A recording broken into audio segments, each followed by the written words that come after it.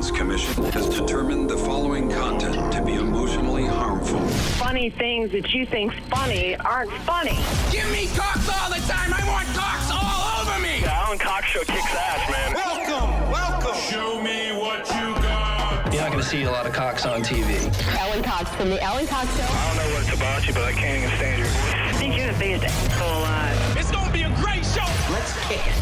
I'll say kick it, and you'll just kick it with a tasty groove, okay? 1, 2, 3, kick it. Kick it. Come on. God damn it. Could you one time kick it? What the? Alan Cox. Here we go. He'll ad-lib. He'll be fine. It's the Alan Cox Show on 100.7 WMMS.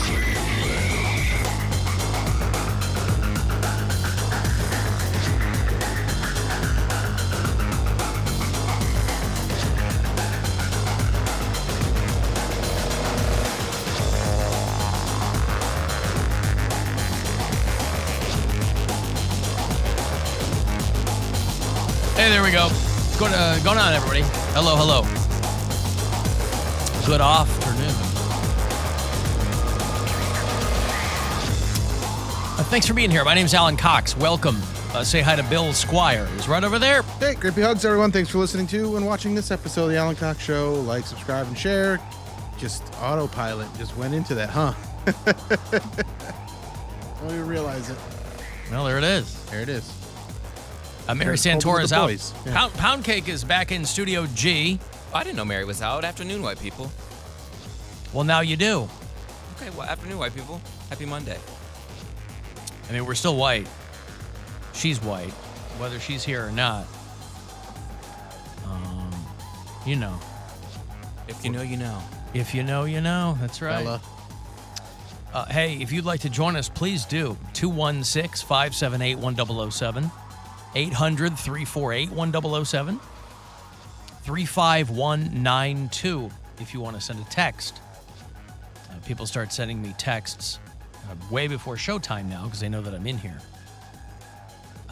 And if you want to leave messages in the iHeartRadio app, you can. I'll just tell you from the jump, I'm kind of out of it today, and I'm not sure why. I don't know why I am. It's just one of those days when you'll wake up and you'll kind of get your day going. You already know it's not going to go the way you'd like it to go. I don't know where that comes from. And then you try to astrology, Then you try to get yourself, you go, well, I can dig my way out of this. No big deal. And it just doesn't seem to go that way. What's astrology? Astrology. Give me that's hit to right, this. Your star signs. Right, but I don't know any of those. Your moon sign, but it doesn't mean it's not affecting you. But if a tree falls in the forest and nobody's there to hear it, that's not how astrology works. That's not how astrology works. Astrology, really, whatever is going on in your life, you can always tie it back to astrology through some very tenuous connections. Do I have something in retrograde? Is that what you're trying to tell me? Oh, yeah, your ejaculation. Other than my ejaculation? Gotcha. Listen, I don't know where my moon is. I don't know where my stars are. I know that there was So why do you think you are having a bad day? Because you got stuff that's out there, you don't even know where it is. That might be it. There you go. I do like to keep track of my constellations. If you know one thing about me, you know that. Oh, man, I ate so much cheese this weekend. I was so constellated. You ate so much cheese. All right. Was it a big cheese weekend? Yeah, I was all constellated, yeah. But did you eat a lot of cheese? Yeah. No? What kind? Brie, Gouda? It was Were they soft it was cheeses? Lasagna, Were they hard cheeses? It was a lot of ricotta. A lot of ricotta. Yeah, ricotta. All right. It's just that. Yep. You didn't eat a whole lasagna. No, I ate the one pieces next to of it. lasagna. Oh. And then I had, on Saturday, we had a little picnic because it was so nice out, me and my girlfriend. So we had a little charcuterie, crudité, all that stuff. Wow, look at you. Yeah. Now, was this laid out with a checkered blanket on the ground? No, we sat at a picnic table. Okay. And then we have some reclining lawn chairs that are quite comfy. So we just sat out there and read for a couple hours. And this is a bougie picnic. Yeah. It sounds like. Well, we just went to the backyard of my condo. It's not like it was lakefront. Lakefront, yeah. Yeah. Looking out at the lake, getting out before the bugs get too wild. The bugs can get real annoying. We get midges over there? Lakefront. Midges at the end of the season, but at the beginning of the season, the horse flies and the mosquitoes can Well, it be was Kentucky Derby weekend. brutal. Yeah. Okay. Well, yeah, okay. Picnic weekend. I saw a couple of amazing shows this week. I went to Ministry on Friday night. I went to Spirit Box on Saturday night. Fantastic. And I'm always appreciative when people want to talk to me, but it's a little bit of a stickier situation at a show. Because it's so loud. Very, very loud. They're screaming at me. Like, I don't want to be a dick, but I'm just here to watch the show, and I don't understand what you're saying. And that happened on half a dozen occasions over the course of the weekend. And again, I'm always appreciative because it's just nice when people are fans of the show or whatever. But like in that situation, we're not outside on the sidewalk after the show. If a couple people find me there, we can chat for a couple, and that happens too. But like during the show, I just don't know what you're saying, and I don't want to spend all my time going, what? Huh?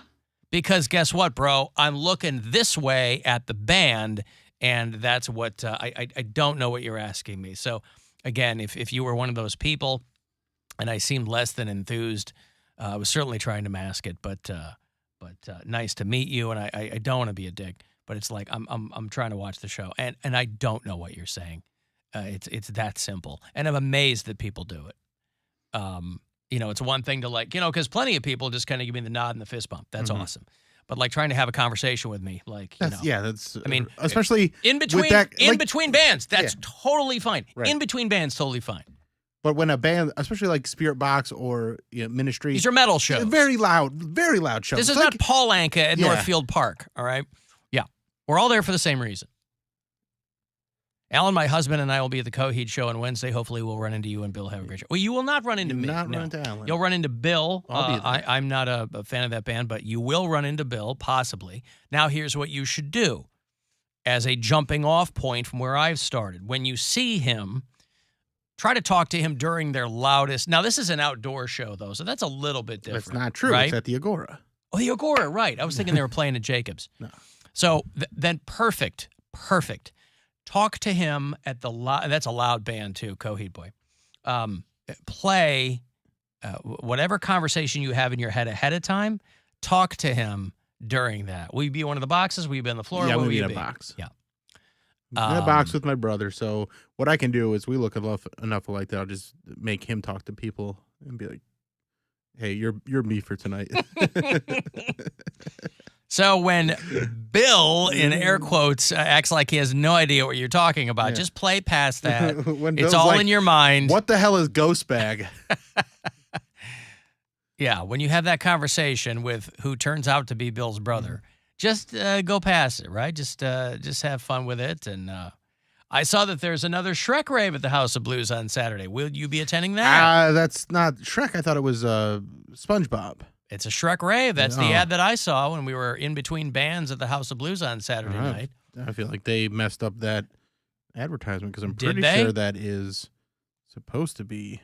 Will that throw you off? Will you go to a SpongeBob rave? I would love to, but I will be performing at Sassy's in Twinsburg. So Sassy's. That's going to be my priority. You can get tickets for that at BillSquire.com. Plus, I have a show at Broadview Brewing Company on Friday. I think there's only 2 tickets left for that one. So get those. Maybe it'll be the last 2 tickets. Well, buy one ticket and then get a friend to buy the other one. And then, or buy one ticket and leave it to a complete stranger to buy that very last one. And perhaps you'll be seated together and you'll make a new friend at a Bill Squire show. Yeah. And what could be finer than that? Alan, I went to Chicago this weekend. I had Lou Malnati's and Giordano's, and I may have to side with Giordano's. Chicago deep dish is amazing. Well, that's where you and I part company. I'm not a huge deep dish guy. I like the thin crust tavern cut, but I will always be a team Lou Malnati's. But Giordano's very, very, it's tourist pizza. It's very, very popular with the people in from out of town, and that's good too. Long as you had a delicious meal in Chicago, that's all that matters. I've got to take a break here. I will have, we're giving away a bunch of stuff this week. This Wednesday night, we're kicking off Alan Cox Show night on the Cleveland Funny Bus, which is going to be a lot of fun. I don't know how many tickets for this remain, but I know they go pretty quickly. I'll have some to give away to you, though, a little bit later on. You go to funnybus.net to get the information. I'll have Bill Maher tickets for you later. We'll put you at Buzzard Fest, which is August 4th. We're bringing that back after a couple of decades-long absence. So I'll have Buzzard Fest tickets for you. If you want to go see Clutch, we'll hook that up later on, too. So plenty of things to attend to this afternoon. 35192 if you want to text, and we'll be back after these. It's the Alan Cox Show. On our free iHeartRadio app and your favorite smart device. Just tell it to play the Alan Cox Show. On iHeartRadio. Buzzard Radio. The Buzzard. Is Rover. Gross and shocking. You ready?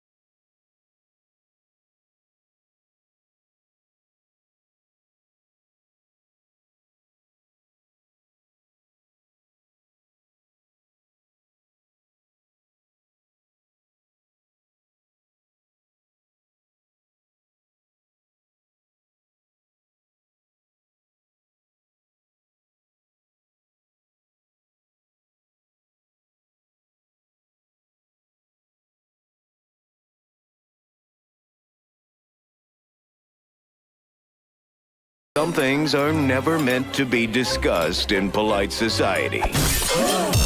Welcome to Impolite Society. The Alan Cox Show. On 100.7 WMMS.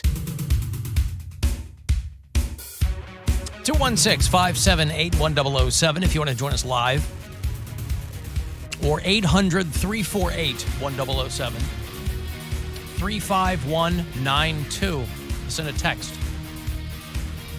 AlanCoxShow.com if you want to watch live. Do it there. Who's helping out in the video department today? Lippy Dindonson. Lippy Dindonson. Thank you. Or is it Dindonson? Dindonson. Where is the... Man, I don't want to get the emphasis wrong. Lippy Dindonson? Yes. Thank you for assisting back there. I do appreciate it. Guardians play early tonight, thank Christ. It is a 6:10 game tonight, so we'll roll out around 6 o'clock. Get ready for that. They took 2 of 3 against the Twins here at home over the weekend.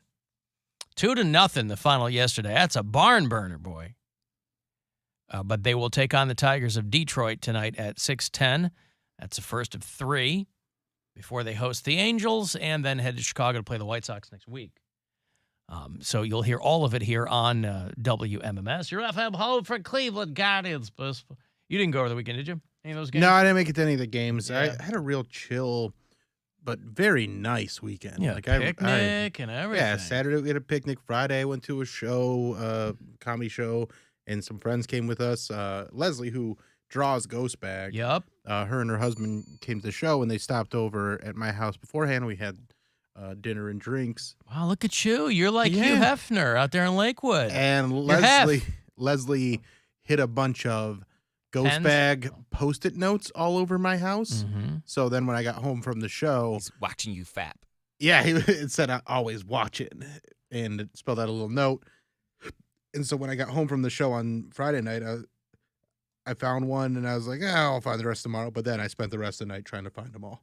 And I found all but 2. And then Like I found Mary's the 2 brother in the hiding morning. all those Twizzlers around her old apartment. So that was fun. Then, we had the picnic on Saturday. And then I discovered my new favorite game, which is... Boggle. Not Boggle. Scrabble. It's... Trouble. Sorry. The quick... Pente. Crossword puzzles. The little mini ones. Don't know those. That you can play on the New York Times app. And they are... It's usually like maybe 10 words total. Mm-hmm. But it's so fun. Do you normally play the big New York Times crossword puzzle? No, it's overwhelming. Yeah. It's overwhelming. Big. But these smaller ones,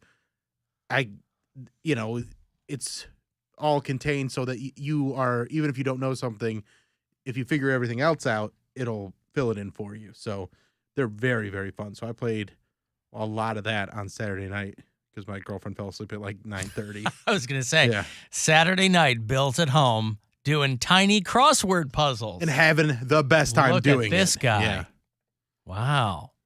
Poundcake, were you doing anything like that? Were you playing tiny crossword puzzles? No. Oh. Friday, it was Cinco de Mayo, so we didn't go out for like drinks or margaritas or anything like that. We ordered in, so I had... Why didn't you go out?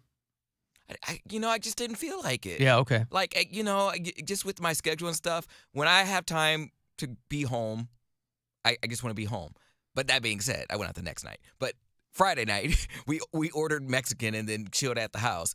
And then Saturday night, we went to good old Studio West 117, and I got hammered. I hadn't been that drunk in a while. I could tell because you posted something on your story when, you were just. What'd you post? Was it on your story? Or was there a group chat? It was on my story. Okay, yeah, you were just drunk photos. Just drunk photos, and I was just trying new concoctions because I have a friend that works there, and he was trying out drinks on me. He's like, try this, and someone. Oh, that's a sure way to get yourself wrecked. Yeah, I met a fan. I met a customer at the bar, and damn it, I was drunk, so I don't remember his name. But I've seen him before, and he's really nice. And he was there celebrating a friend's birthday party. I want to say it was like a Luke or something. I don't remember. I feel so bad because he bought me a drink. I was already getting a drink at the bar. That's why when you're drunk, like the minute they do it, if you ever want to name check them, you got to like send yourself a note immediately. Yeah. And I do that all the time if I'm out drinking because I'm like, I will not remember this in 20 minutes. Yep, I was at the bar and he said, "Hey, Poundcake." I said, "Huh?" He said, "Hey." He was like, I got a new concoction I wanted you to try. Yeah, it's in the men's room. He was like, "Big fan of the show, blah, blah, blah. I met you before." I was like, "Yeah." I was like, we were on Stonewall together at some point. And he's like, "Yeah, we weren't on the same team, but yeah." I was like, "Yeah, hi." And he's like, "Can I buy you a shot?" And I said, "Of what?" Was it Ricky? I don't remember. Oh. What? How do you know? Where did Ricky come from? Because when I was watching my friend play dodgeball, he was playing in, I know he's played in Stonewall with you. Is he a bigger guy? Yeah. Glasses? Yeah. Yeah, it's probably Ricky. Hey, it's Yeah, probably okay. Ricky. Yeah, there you go. Probably Ricky. All right. And, Well, and I took a straight tequila shot, which I haven't done that in a while either. And good for you. I was like, okay. And I went back and sat down, and I think that's right when I took the picture. I said, I'm feeling confident right now. Let's take a selfie. Yeah, drinking a bunch of concoctions, and then you top it off with a tequila shot. That'll put you right over the top, homie. homie. Freaking hot right now. I got my boyfriend sitting on the patio. And Right. I got a drink in my hand. It's a good night. Let's take a picture. Hey, everybody, let's get over here. All of his selfies are pointing out. It was like you got your Just the camera sky around. and the tops of trees. And what happened to all my selfies? I was asking the bartender, I was like, I thought this was a club. Where's the dancing? There's no dancing. And they were like, that would be at the symposium next door. I was like, oh, okay, let's go over there. They're like, oh, it's closed tonight. I said, what? It's a bar. The Why symposium would it is be closed on a Saturday night. I think What does that mean? It's only open when they have like events or something. Oh, like a show or I see. Yeah, I was like, I want to go dance. What, I have to go to Twist now? They don't have a dance spot in that whole complex on a Saturday night? I guess not. That can't be right. I thought the same thing. Gonna get that gay money drying up toot sweet. In my drunk mind, I was like, this doesn't make any sense. So it was fine. And then we went home. Did your McBoyfriend end up babysitting you? Were you guys equally lit? No, he doesn't drink, so he was cool. I have. He doesn't drink? No, he doesn't drink. Wow, so he's out with you and you're getting lit up and he's sober? Yes. You are not a good companion. You at least got to take it easy if your significant other doesn't drink at all. No, but you got to get a little buzzed. You got wrecked. No, about the drink. What you mean? I just think that that's me. If I were dating somebody who was sober and I drank, I don't look to change him, so why should he look to change me? We're going to a bar. What do you think? I'm just saying I think it would be kind of more considerate. That's why I was trying out concoctions because I was like, let me get and a Sprite.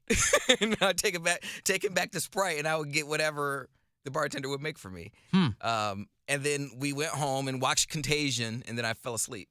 Went home and watched Contagion when Gwyneth Paltrow dies? I don't know. I fell asleep. She dies in like the first 10 minutes, doesn't she? You fell asleep fast. Contagion? He went where everybody gets sick? It's a virus movie. Matt Damon, Mayor and Cotillard, yeah.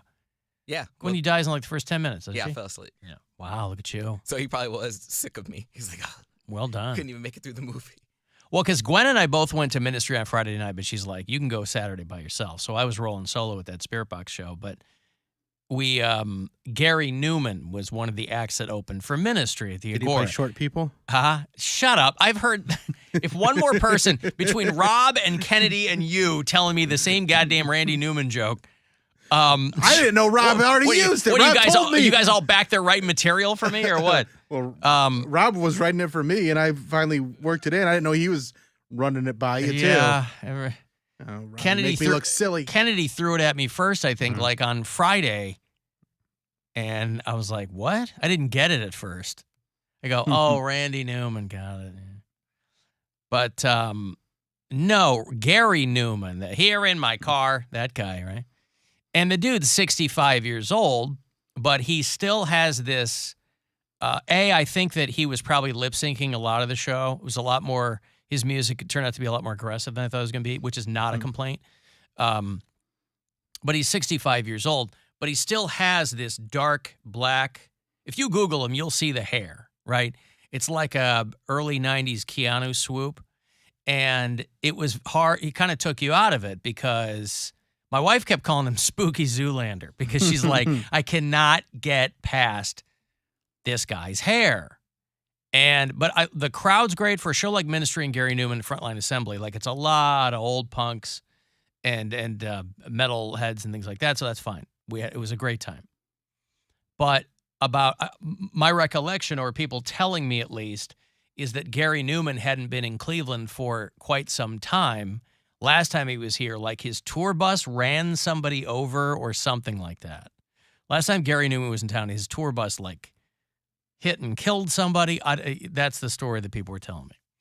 So about 20 minutes into Gary Newman's set, there's this hole in we're up in a box and we're looking down on the main floor there. And we see all these staff people rushing over, and somebody has passed out or fallen or gotten hurt or something. And they're trying to pull this person out. And all I could think was, if somebody dies when Gary Newman's in Cleveland this time, dude's never, ever coming back. But it was some old dude who, I don't know if he had maybe got too hot. Yeah, maybe. A big dude, but an older guy. And they hauled him out, and I imagine he's probably okay after that. But a great show. But yeah, old crowd, old artists, but a lot of fun. But nothing. I didn't see anything like that at the Spirit Box show on Saturday night. I didn't see anybody fall down. I didn't see. There was a couple in front of me that had like their daughter with them, and I don't know if Spirit Box has a female frontwoman, and it's some screaming, but it's kind of hard to pigeonhole that band, which is why they're becoming so popular. It's kind of like if Lana Del Rey was fronting Tool, is kind of the closest thing I can get to it, and even that doesn't do it justice. So there is an inordinate number of female fans for a metal show of that kind. And so there was a couple near me that had like their daughter with them who looked to be maybe 9 or 10 years old. So I didn't know if it was like her first show or if she dug this band already, and they said, we'll take you. I don't know what it was. But, those shows get really, really sweaty, which is part of the appeal. It's part of the allure.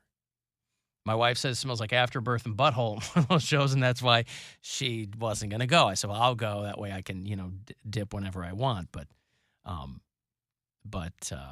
it was fine. But all I could think was, man, if somebody dies when Gary Newman's here again, it's not going to be a good look. It's not going to be a good look. Curse City. Curse Tour.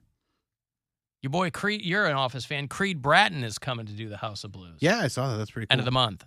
For people who... Actually, Mary and I might go to that. You should. Yeah. I think he was a musician way before he was an actor. Mm-hmm. Creed's had bands all along the way.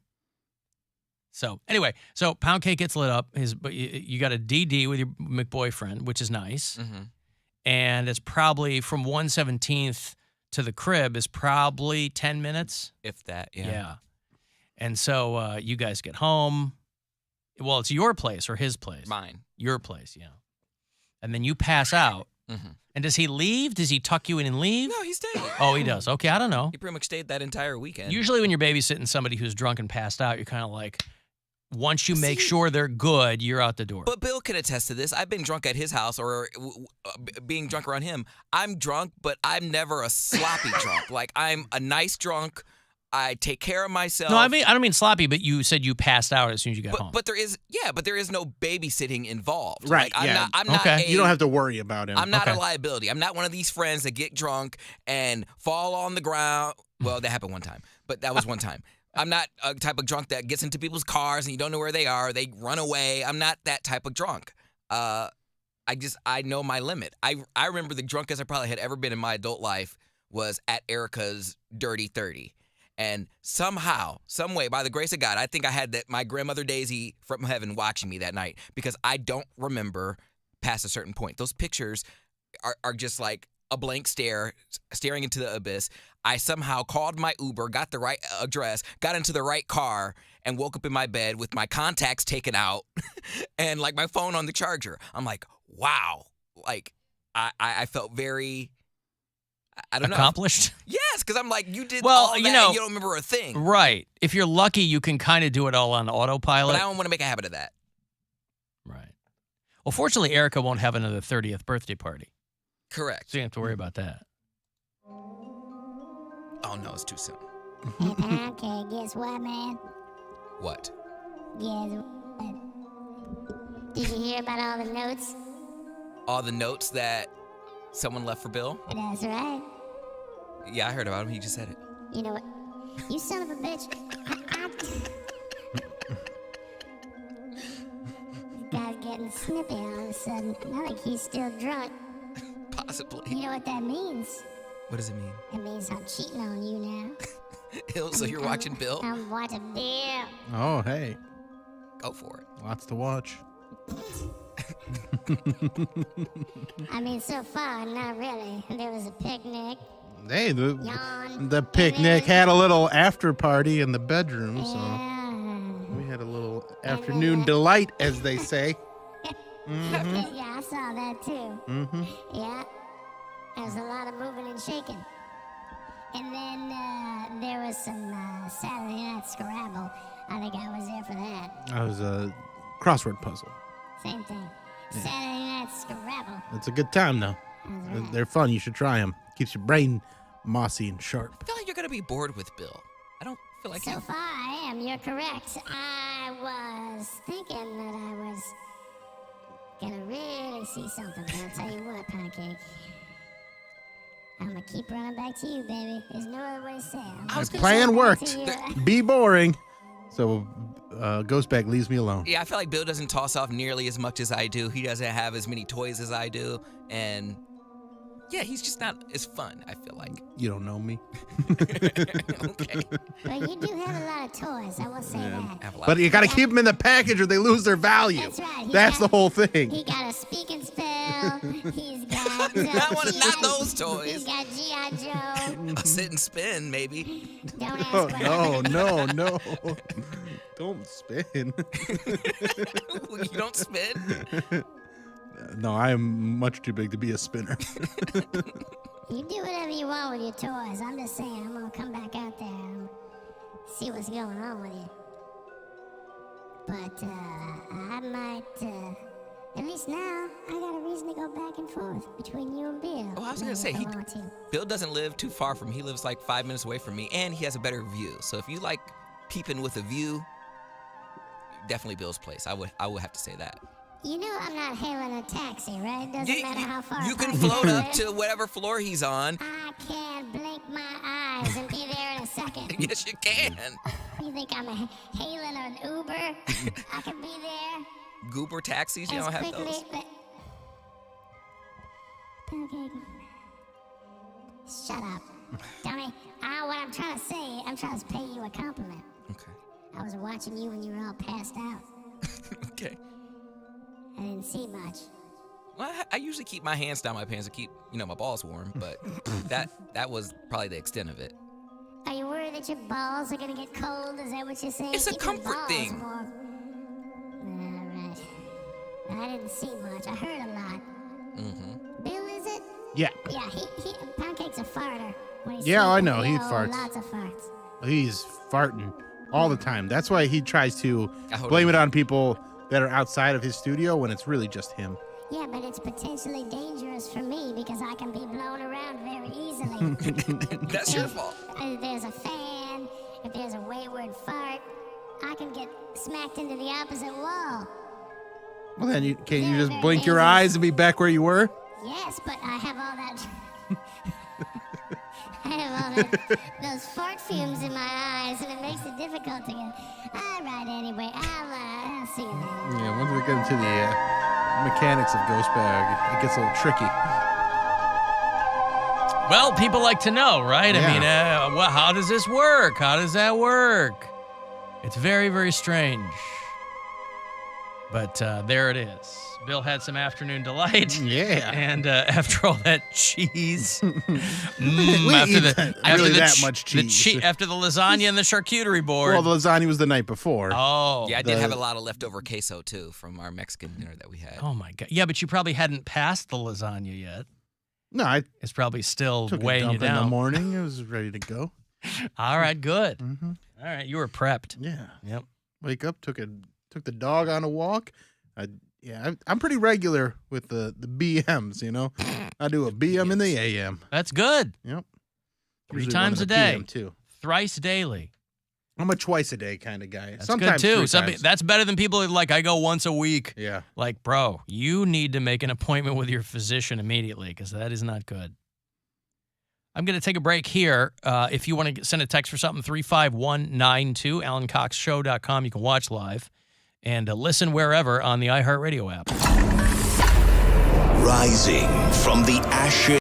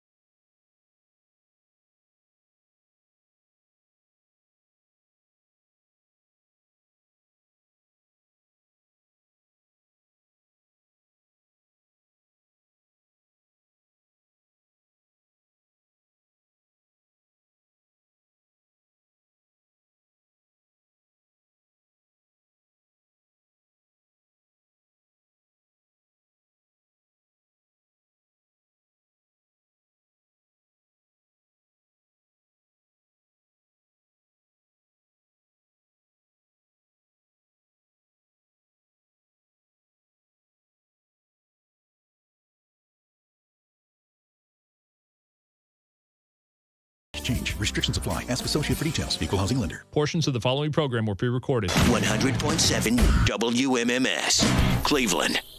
Call the Alan Cox Show. Thanks for turning me on and allowing me to spend this time with you. I hope I can turn you on. 216-578-1007 or 1-800-348-1007.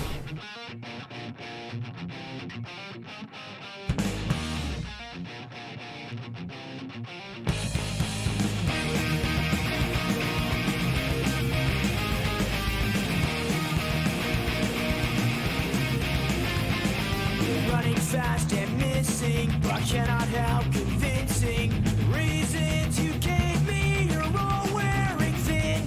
It's not meant to hurt you, but let me assure you, it's not what I said, but intentions you read. So Take a shot, Poundcake. 3 days grace. No. One of them.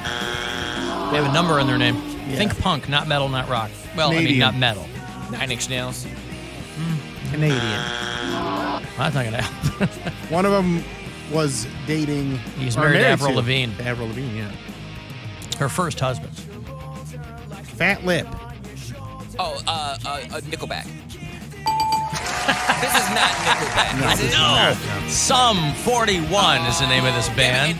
Jacoby. I don't know why. That's Papa Roach. Oh, damn it. Yeah, he's trying, but boy. I talked to this guy on the red carpet, and I totally forgot his name. Derek Whibley is the singer for Sum 41. He was Avril Lavigne's first husband. They are a Canadian band. They're from suburban Toronto. They're coming through Blossom this summer. We gave away tickets. Probably have more closer to the show. Offspring are headlining the Let the Bad Times Roll tour, and they're taking Simple Plan and Sum 41 with them. So if you're going to that, that's Blossom on August 22. But Sum 41 have announced that they are calling it quits after 27 years. And there's been a lot of lineup changes in that band. I think Derek Whibley might be the only one who has been through the whole time. People have come and gone. I know Dave Bach left a while back, and then he's back with the band now, but for whatever reason, they if you follow them on Instagram, they posted a big long thing saying, "Hey, we're going to wrap up this tour. Thank you guys so much, but we're done." And so I did a live thing with Sum 41 20 years ago when they used to put live in the studio shows on the radio. Once in a while, they'll still do them. But I did a handful of them, and I did one in Salt Lake City with Sum 41. They were recording an album called Chuck, which was had to have been early. It was their third or fourth album. And I hosted a live in the studio thing that ran on radio stations around the country. And so I got to have conversations with those guys. And I don't know why I was already a Sum 41 fan. Like, there's 100 bands that kind of had that vibe. Maybe it was because they paid a little bit more homage to their hair metal roots. You know, they had no it's kind of verboten for a lot of punk bands to even acknowledge that they like big chunky riffs and hair metal stuff. And the Sum 41 guys were very into that. I think they did an album where they had like a hair band, parody band that they would go out and do. Anyway, whatever. But I always dug Sum 41. There were a lot of bands that kind of had that similar sound, but for whatever reason, they just kind of scratched me the right way. But they had Derek Whibley almost died because he drank so much, and he was in the hospital for a while. And they started out as a NoFX cover band in the mid-'90s outside Toronto. And but anyway, they've announced. So this is a long way of me saying when you see them at Blossom, that will be the last time you see them here, unless you travel to see them. They said that they're going to finish all of their upcoming tour dates. They're dropping a final album called Heaven and Hell, which my understanding is half of that album is going to be punk stuff and half of it is going to be like that hair band metal stuff. And then they said that they'll do a tour after that. So maybe they'll come back through again. I don't know. But I guess they're getting people ready. This is their way of saying we're going on a farewell tour. But they're this summer opening that Offspring tour, which will be the next time they come here to play Blossom, which is August 22nd. So if you're a Sum 41 fan, keep that in the back of your mind. I'm sure if you are, you probably already follow them and have seen this. Conversely, you might be somebody who A, has never heard of them before, or B, don't care. In which case, just take everything I just said and just strike that from the record. Just disregard. But they're going away. People thought that it was an April Fool's prank, that for some reason they pulled on May the 8th, which to me implies a fundamental misunderstanding of the concept of April Fools. The name is in the prank. Those people were probably kidding, but nevertheless, what are you going to do? But I dig Sum 41. Now, I probably won't see them when they come through to open for The Offspring, because that seems like a lot of work. What's the date on that show? August the 22nd. It's the Let the Bad Times Roll tour. Offspring headlining and Simple Plan and Sum 41 opening that up. Those last two bands, of course, are Canadian. They did their own thing called Blame. They did a Blame Canada tour, I think late last year. Simple Plan and Sum 41 went out. But, over the years, 27 years is a long time. Over those years, there's been some acrimony in the band. There's been stops and starts. Because when they first... not substance abuse problems. Substance abuse. Yep. Things thrown at each other. Angry things said in the press that I'm sure one or more people might have possibly regretted. I don't know. But it's all coming to its logical conclusion. If you want to leave us messages, you can certainly do it. Voicemail-wise, you can drop them quick ones to us on the iHeartRadio app if you listen there, with a little talkback button. But I always come in on Monday, and I know that there'll be a lot of voicemails from the weekend. Most of them are Jenna screaming and growling, but, sometimes we'll get some other good ones. 216-986-8903 is our after-hours line. Hey, guys. This is Mike in Akron, currently driving around Columbus for work. I'm listening to Thursday's show. Does Poundcake just think in porn all the time? Like, I swear to God, he brought up, like, delivery people, please come to the door, and primarily women, like, half throwing themselves at the delivery person. It's like, no one does, like, it happens. I know art imitates life in a way, but Jesus Christ, it doesn't happen anywhere near as much as Poundcake imagines it does. It's like, you're lucky if you get a good tip. You're even luckier if you just get out of there without having some kind of dumb trauma. That's it. I'm annoyed at Poundcake, but it's all good. Love the show. Hate you guys. Bye. This is the Alan Cox Show. Didn't want that. I think that we're going about that all wrong. I think he's unnecessarily criticizing Poundcake for something that I think can be easily explained. Would you care to take a crack at that, Poundcake? What's your rebuttal to his criticism of you? Well, I do enjoy porn, and I've said that many times. If I don't really have a vice, but I guess if I did have a vice, it would be porn. And two, it was a question. He said it does happen, not nearly as much as people think it does, but it happens. That was my whole question. That's what I was asking. Right. He said it doesn't happen nearly as much as people imagine. Nothing happens as much as we imagine, whether it's sexual or financial, right? But he says art imitates life. So I was like, I figured it had to come from somewhere. I asked people who are Amazon drivers and delivery drivers, mail delivery. He's done the research. Like they say no, it hasn't really happened. But I've had people who have other professions, which I'm not at liberty to say. You better say. No, I'm not going to say. Why? Why wouldn't you say? No, because I don't want to say. I don't want to blow up any spice. It's not a spot. It's a job. And first of all, nobody's going to know who you're talking about. Care. The audience is not going to know who you're talking about. Tell us all about it. Yeah, I've had other jobs where they had to make house calls, and they say it has happened. So probably tell us all about it. So I'm like, house call. So I'm like, oh, well, I think it's probably just like the fancy, like, oh, no one wants to hook up with like an Amazon delivery driver, but if you have a top tier profession, that's kind of hot. That builds into the fantasy. So I think it's a matter of if I'm gonna get caught, if I'm gonna risk my neighbor seeing me, I at least want it to be with someone I can feel good about getting caught with. So that's all. I didn't even go that deeply into it. I went with some a lower bar there, which is very simply that Poundcake is a gay man, and so he's looking at the world through flesh-colored glasses, if you will. Because he lives in a world where a guy can text you a picture of his balls and say, where do you want to meet? And so for a guy to go, it doesn't happen like that. In Poundcake's world, things like that, forget the Amazon driver and I'm delivering a pizza and then the weird music starts. Somebody ordered double pepperoni. In Poundcake's world, that can very much be the case.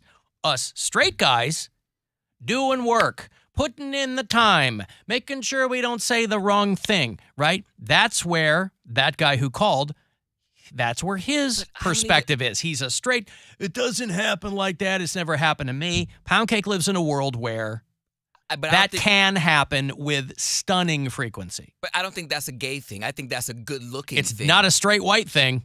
But it could be, though. Straight white hetero thing.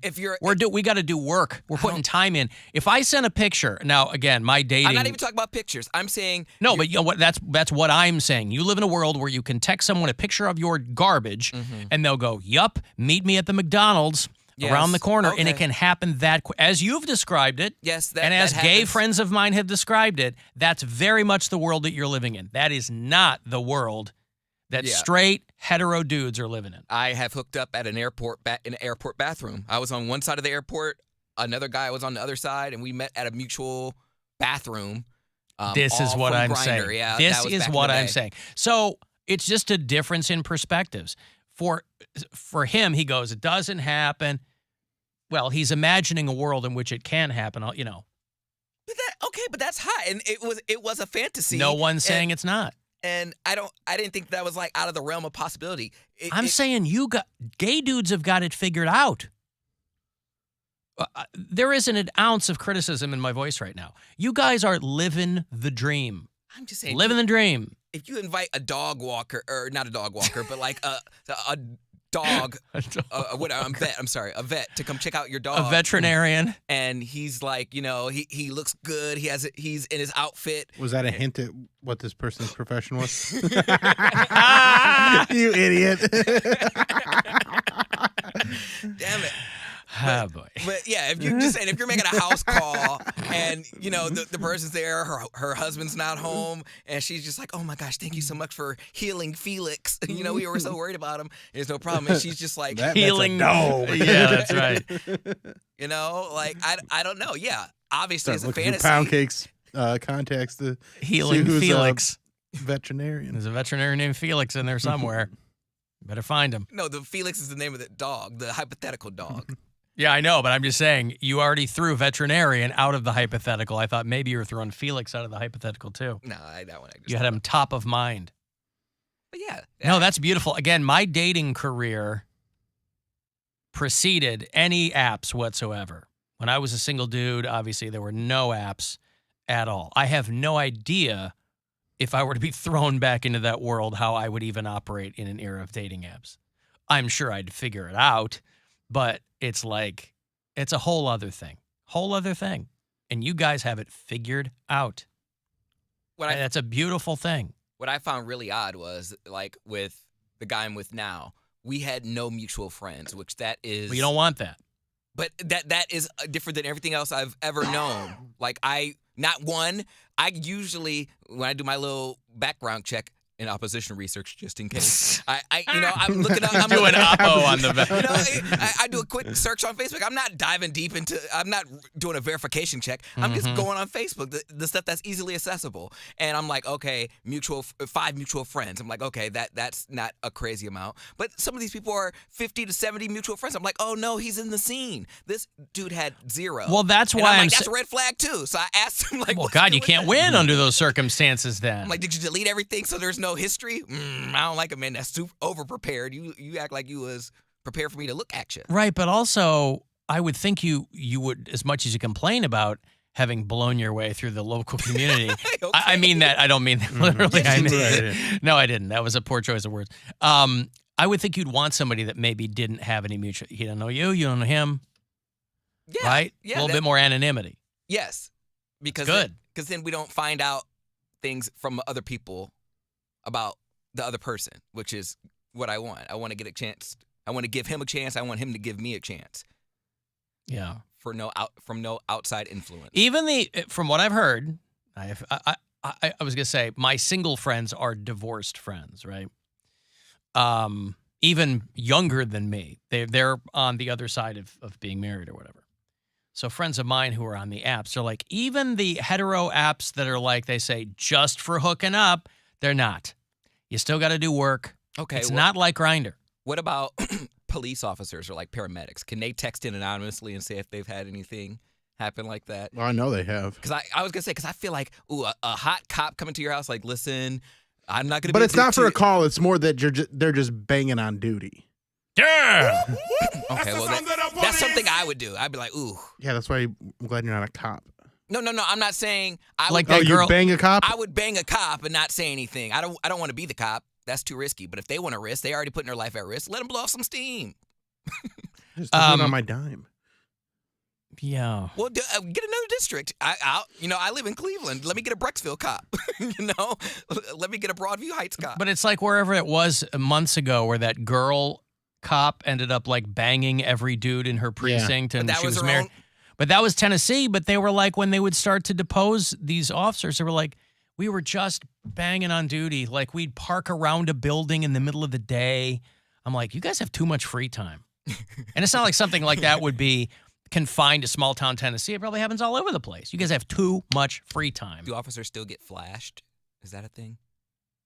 I feel like flashing has really fallen out of favor. I think the advent of the cameras, yeah. Yeah. Because, I mean, when you used to go to a festival or thing like that, it was boobs the whole show. Like, when you went to early days of the Warped Tour or anything like that. All boobs. So much boobs. Because you literally got a flash of them. They were not committed to photos that again could be used against you by an angry boyfriend. Whatever putts you met at the Warped Tour. I mean, now when you see there's a video going or making the rounds today about some old woman who flashes she's got a bra on, but I mean, they're like, ooh, granny flash in the crowd. She's like at a football game or something. I don't know. That's what you get now. 70 years later, like, yeah, because was me. Well, no, like last week, it's an old lady flipping the thing up. So, nah, I think that's how. Like, your job is so stressful all the time, and I'm not saying while you're on duty, but maybe when you're off, you live nearby, and they see you drive by. Do they still allow you to take your patrol car home now? Are you allowed to park it in your driveway? I don't know anything about that. I'm just saying, you drive past every day, and you're like, you know what? I'm going to give him some. He look like he be stressed every day. I'm going to just water my lawn at the same time as he drives by. One of these days, he's going to water stop. my lawn. You're out there in Daisy Dukes and no shirt. Yeah. Water my lawn. One of these days, he's going to stop he's going to need air in his tire. I'm like, oh, trouble, officer? Ma'am, are you drunk? No, but I might need help opening my front door. Can you assist me, sir? Yeah.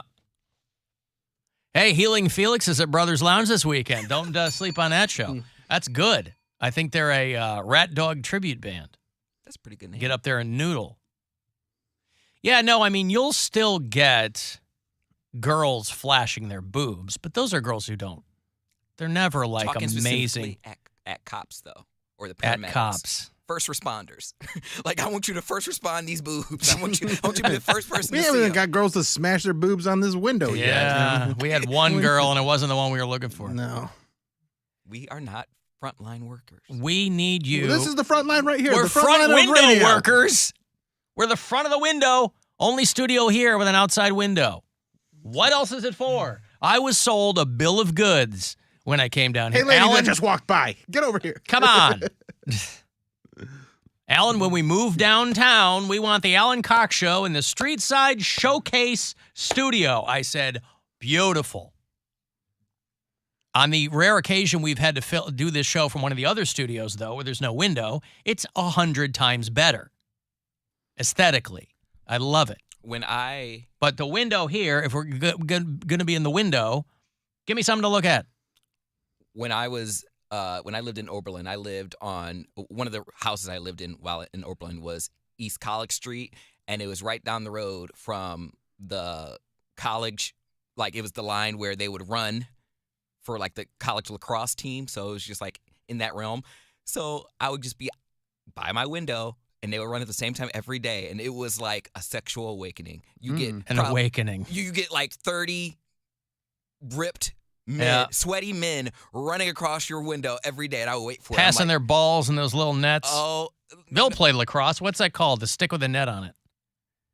Stick with it. Yeah, that is lacrosse. I know. Yeah. Bill played. What is that called? Is that called that? The lacrosse stick. It's called a lacrosse stick. Yeah. All right. Yeah. Guys tossing their balls or their lacrosse sticks in front of your window. They were literally just the tiniest little shorts and tennis shoes, and that's all they would have on. And they would just be sweaty, just an army of just shirtless men in the smallest little short shorts. And I'm like, oh my God, I need to go to college. And I was like 16, 17 watching this. I'm like, ugh. Boner. Those were What, the Grandma? days. Boner. Yo, those Oberlin College Yeo men were ready to make me yield to them. Hey, boy. All right, hey, listen, this Wednesday night, it's week 1, Alan Cox Show night in the Cleveland Funny Bus, right? We're going to take you out. We're going to show you a good time. I'll be your host. Cleveland Funny Bus, if you've never been on it before. A little trip around the city, right? Some very funny local comics show you what's what. Julia Mary is going to be with us on Wednesday night. But I will be your host. There are tickets for you to get. We leave from Collision Bend, 7 o'clock on Wednesdays for the next few weeks. So go to funnybus.net. But I will have a couple of passes for you here after the break if you want to join us on Wednesday night. If you want to text for anything, 35192, and we'll be back. This is the Alan Cox Show. Everywhere on our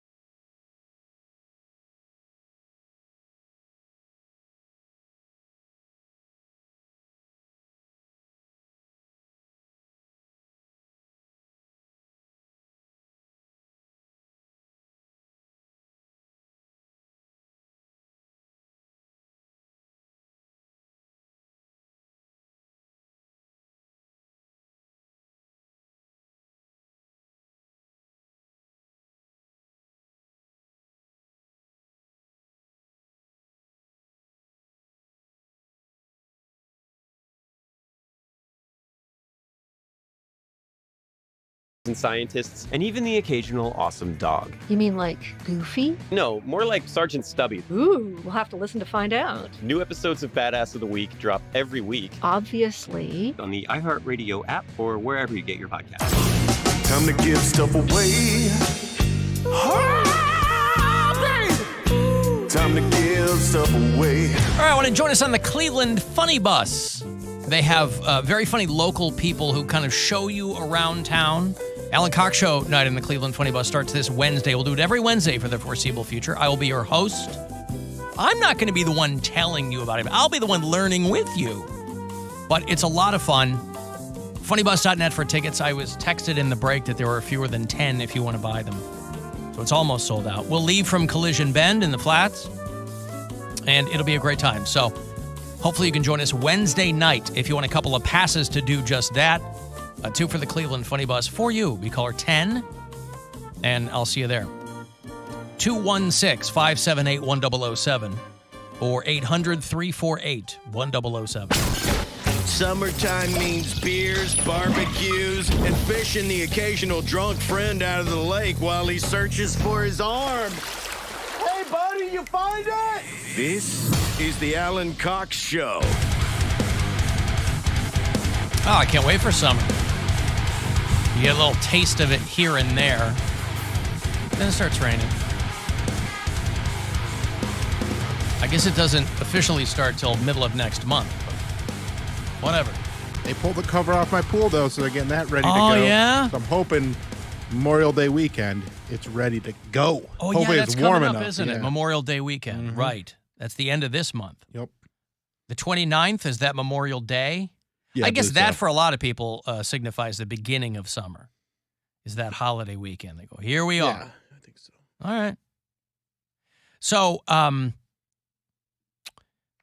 at your place, at Squifle Tower, once they take that pool cover off, you're probably never fighting for real estate back there with the olds in the building, are you?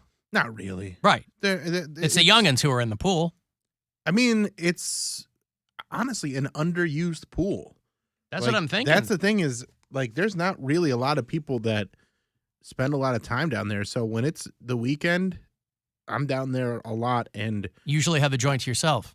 To myself, or there's a few other people, but there'll be certain days when there's like 15 or 20 people down there when it's like real hot around, 4th of July and stuff like that. Yeah.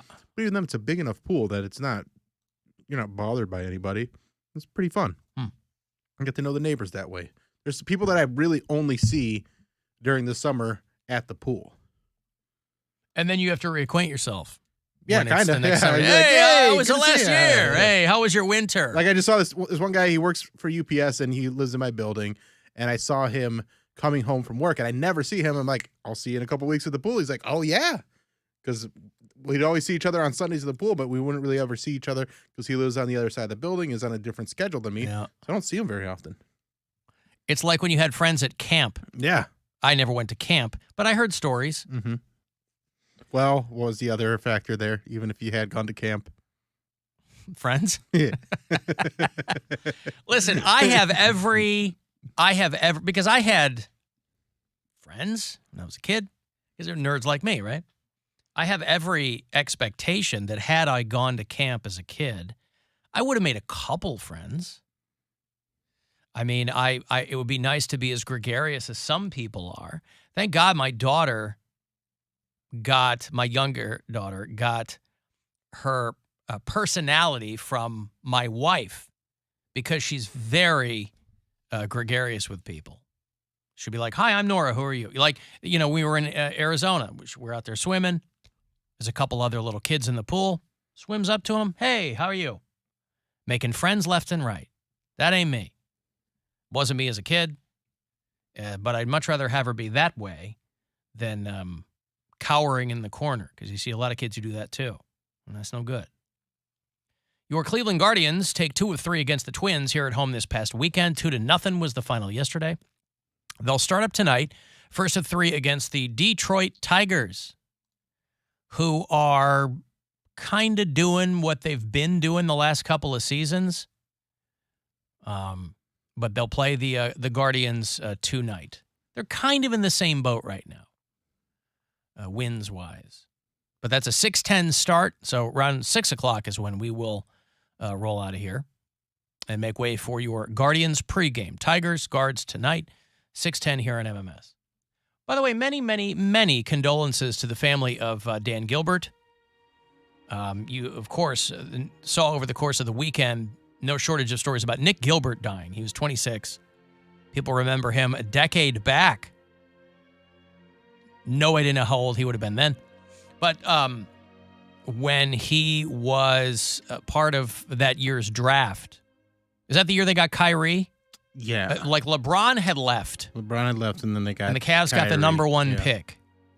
Yeah. And Nick Gilbert, who had been diagnosed as a child with an incurable genetic condition, but he was the kid with the bow tie and the glasses and just personality plus. Everybody, loved this kid. And he passed away over the weekend at 26 years old. Which, again, anytime, you read about somebody losing a kid, no matter how old the kid is, whether you lose a kid at any point, whatever, if you're a parent, I have no idea how I don't know how you go past that. But, there it is. The 2011 draft lottery was when he was up there with Dan Gilbert. LeBron had left. Cleveland had the number one pick, and they grabbed Kyrie Irving. And Nick Gilbert was 14 years old at the time, and he caught everybody's attention then. And then I think he was with Dan Gilbert over the court, like from that point on. Wouldn't he? He would be there with him, and if they were in the lottery, he'd usually be there. Right. For that. Because when LeBron was gone, the Cavaliers got the number one pick a lot. Yeah, they got because they stunk three times. I believe. And back-to-back years, I think too. Back-to-back years. There you go. So anyway, and again, I have to admit complete ignorance.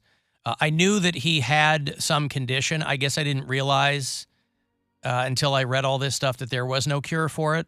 Wasn't aware of that. So I guess whatever time you have is luck and good fortune in a situation like that. But condolences to listen, I've taken my shots at Dan Gilbert over the years. I was on in Detroit for many years, too, and between Cleveland and Detroit, Dan Gilbert owns all of it. So I've taken more than my shots at him, but obviously that's got nothing to do with this. So condolences to that whole family.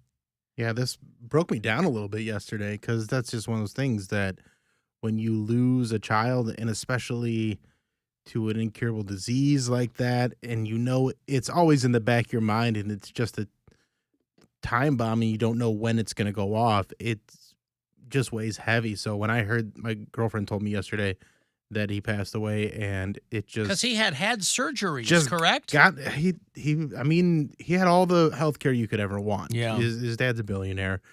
It's just one of those things where there was nothing you could do, and it just gutted me. Yeah, when it I sucks. Heard that. I can't believe going through that is painful at any level, but it just I don't know. It just hurt. Because you put yourself in that position, you're just like, man, he'd trade all the money in the world, I'm sure, to bring him back. Yeah, that sucks. And I can do that for you, Dan Gilbert.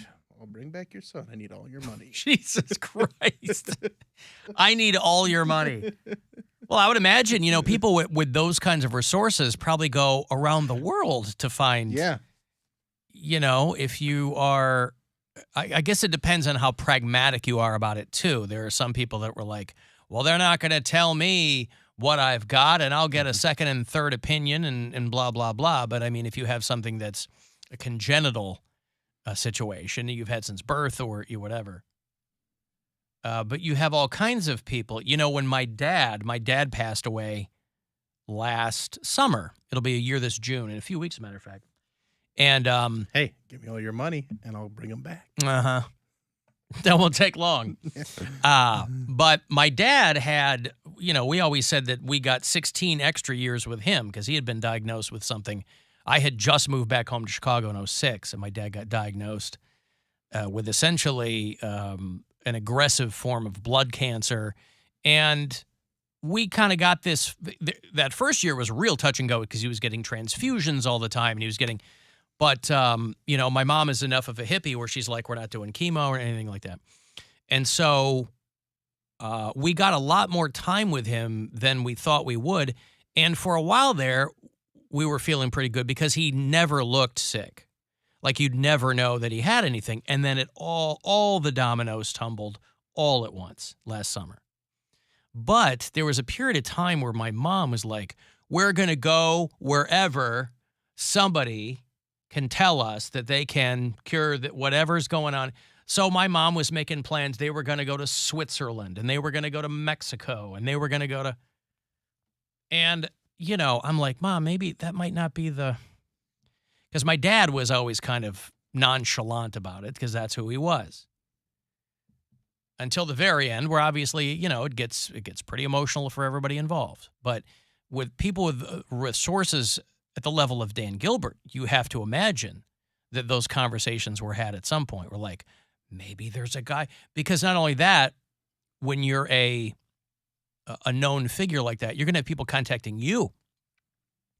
So not only do you have to sift through all the quacks, if you're receptive to that at all, you kind of have to pull the wheat from the chaff there, to coin a phrase, and go, hey, this guy might know something. Because there are some people that don't, they got a real boner for things that have nothing to do with Western medicine. Your doctor at the Cleveland Clinic, unimpeachable record of whatever. Your doctor can tell you one thing and somebody go, well, I don't. And these days your doctor will encourage you to get a second opinion. Back in the day, that was kind of a magnanimous thing to do. Now it probably has to do with more liability issues than anything else. Yeah, and it's money. It's a lot of CYA these days. But if you had those kinds of resources, there's probably no stone you wouldn't overturn. I was too young to remember when my grandmother was going through cancer because she had lung cancer, and I don't know how long before her diagnosis to when she ultimately died. Did she smoke? Yes. Yeah, she smoked. And some of my earliest memories were with my grandma sitting with her in the hospital bed, and that's just what it was. I don't have any concept of time, like how long that lasted. But Mom said, "Oh, once she was in the hospital, we kind of knew." So I was like, "Oh, it must have been going on for quite a while." Yeah. Well, how old was she? How long did she live? She was 72 or 74. So she was young for an older lady, but people usually lived, well, I don't know. Black women are different. They can live a long life or they can live a real short life. Right. Here's a text.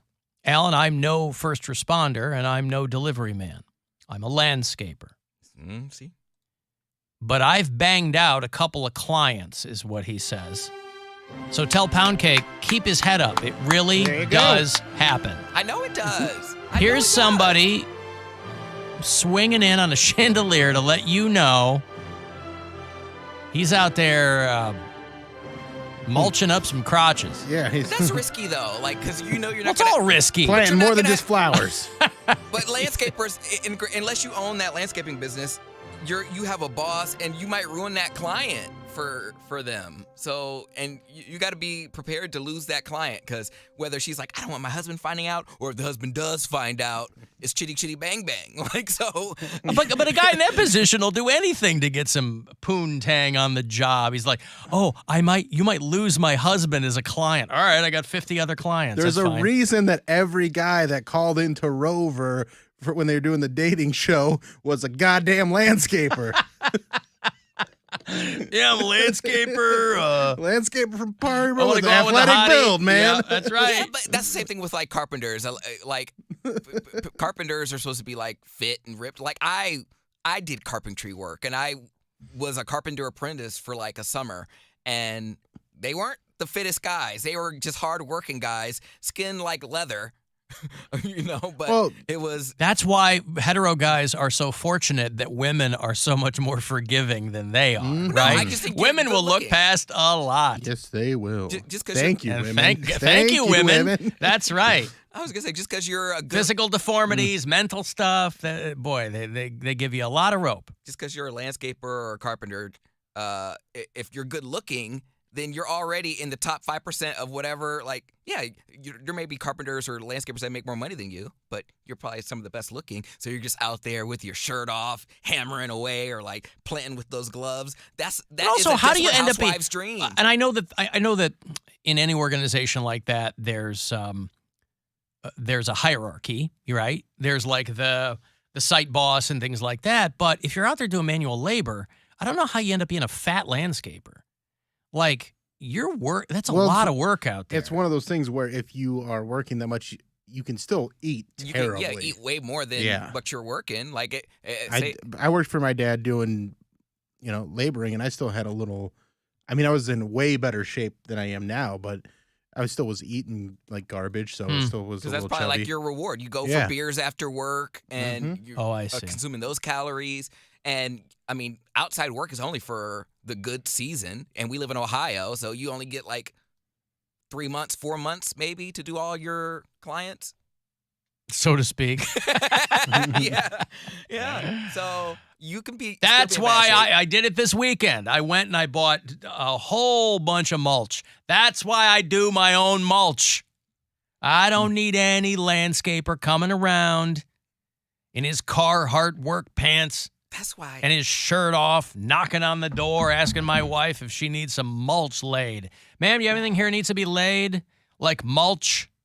Yeah, that's where we do our own gardening and landscaping. Thank you very much. That's where the pool boy fantasy came from. So now that we're in the time we're living in, we need to have those door cams, those indoor cameras that you have everywhere to like watch kids, or if a burglar breaks into your home, you can control it on your phone. Like, I'm watching what my wife is doing. Oh yeah, the ring cams and everything. Yeah, I got one in the room. I got one in the living room. If she's getting smashed, but you want to spend your time spying on your spouse? Yes, if you're afraid she's getting banged out by the landscaper. Well, then why did you marry her in the first place? Because she was so hot, Alan. If my wife was getting banged out by the landscaper, I would never know.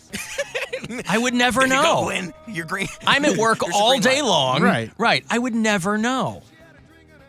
It's the perfect crime. We go and buy our own mulch. And you're not watching him, but he's watching you. He drives past your house.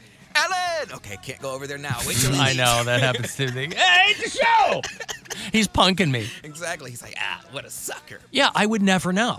Because I'm not getting on the Ring camera and looking at these Get people your ass on that Ring camera. These people that have like cameras pointed in their house, like the nanny cam I get, if you have somebody watching your kid, obviously, that's of the utmost importance that that's a secure situation. But these people that like think something's going on, I mean, listen, everybody knows what kind of freaky significant other they got, but holy cow. People need to let you know that they have those, by the way, because I'm 90% sure. I've never sent a nude, but I can pretty much guarantee I'm definitely on someone's like living room camera. They have cameras in their living room to watch their cats, and I done did some messing around, and I was on there. I'm naked on their camera, messing around. I'm like, oh, so there's a sex tape of me out there somewhere.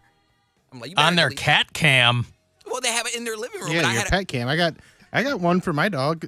So you can watch your dog? You watch your dog and your cats, yeah. Right, but but you can't do anything. You can talk to them. No, what I'm saying is, okay, but they're going to cock their head at the camera and then just go continue pooping on the carpet. Well, they don't do that. She's well trained. But then why the camera? Just to keep an eye on her. You want to look at your dog while you're at work. Yeah, I like my dog. My dog's cute. I like looking at her. I don't disagree. I like watching her sleep. It's cute. don't have a camera to watch my dog. I mean, it's, all right.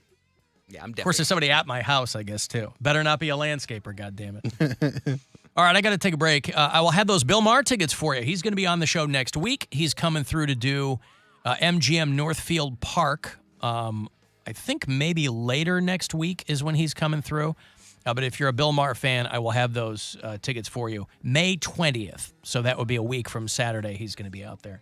We'll do those coming back. 35192 if you want to text for anything. It's the Alan Cox Show on 100.7 WMMS. And everywhere you go on our free iHeartRadio app. Buzzard Radio. The Buzzard is Rover. Gross and shocking. You ready? Rock. Money! The worlds collide. And Alan Cox. Guardians. It makes you gurgle and you get that thick spit. Your FM home of the Guardians. This building will shake. 100.7 WMMS. Your afternoon drive is brought to you by the Ken Ganley Auto Group, Ohio's #1 automotive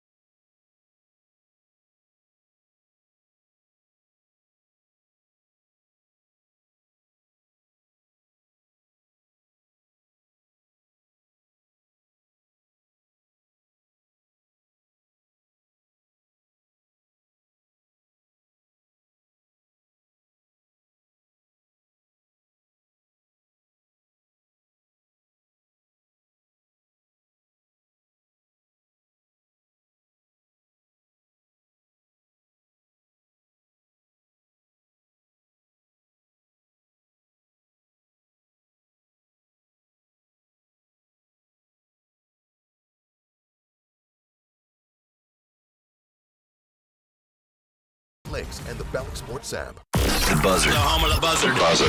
This is 100.7 WMMS. Cleveland.